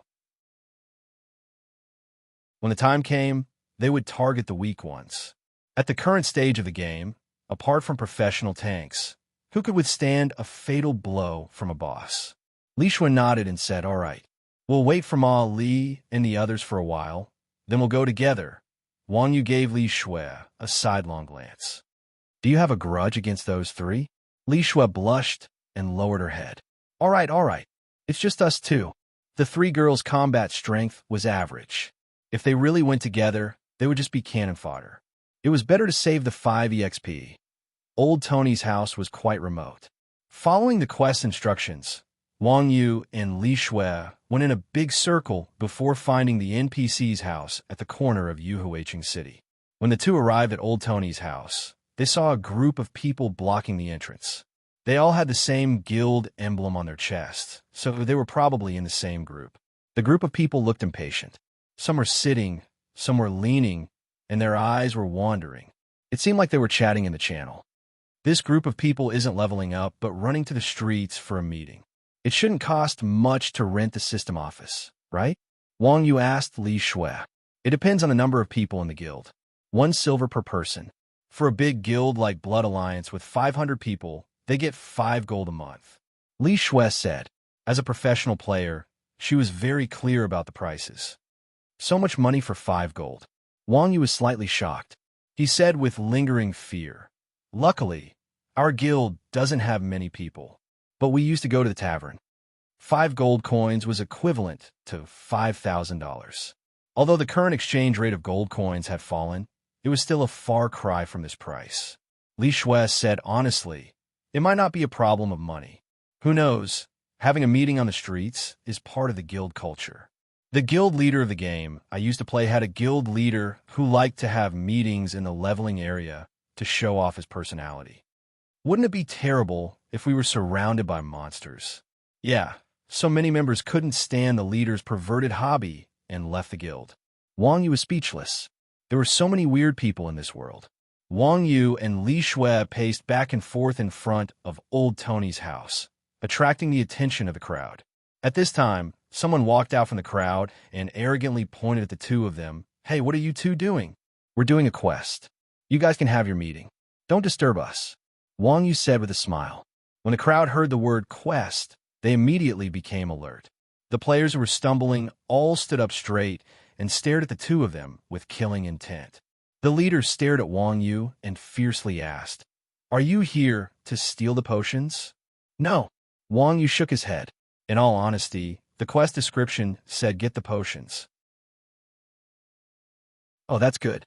Hearing that Wang Yu and Li Shui weren't here to steal the potions, the crowd relaxed. However, they were still cautious and said, brother, I don't care what quest you have, but you better not enter this door right now. Why? Wang Yu asked, puzzled. The leader said, because we also received a quest to guard this place and prevent the bandits from stealing Old Tony's potions. So, if you have a quest, it's best to come back after we're done with it. Li Shui was shocked and said in the party channel, brother Yu, this is bad. This is a 2-way quest. 2-way quest. What's that? Wang Yu asked curiously. It's a quest that the system gives 2 groups of players to fight each other. 2-way quests were not uncommon in games. In traditional games, there were escort quests, robberies, city defense, and so on. As the saying went, fighting with others was fun. After getting tired of bullying NPCs, it was time for a change. However, two-way quests were usually very difficult. After all, no matter how high the AI of an NPC was, it was still a set of programs. Compared to the cunning players, they were far inferior. No matter how strong the boss was, it would still be defeated by the players in the end, right? Therefore, when players received this kind of two-way quest that did not limit the number of people, it was not only a competition of equipment and PvP skills, but also connections. Under normal circumstances, whoever had more brothers would win. F*CK. The system is too shameless, Wang Yu said, speechless. Li Shui said worriedly. If I knew this was a two-way quest, I would have called more people. Brother Yu, before Li Shui could finish, Wang Yu walked over and said to the leader, everyone has a quest. You're being too overbearing by not letting others do the quest. The leader pointed to the badge on his chest and said, we are from Sunset Villa. If you don't like it, then hold it in. I think you're quite pleasing to the eye, so I won't embarrass you in front of your girlfriend. Get lost. Wang Yu waved his hand and said, first of all, this girl is not my girlfriend. Second, how can we do the quest? The leader laughed arrogantly and said, it's simple. Kill us all. As soon as the leader finished speaking, dozens of people from Sunset Villa walked over and surrounded Wang Yu and Li Shui. You're tuning in to the Warrior Lore YouTube channel. Don't forget to subscribe and join us on this journey to catch the most captivating stories.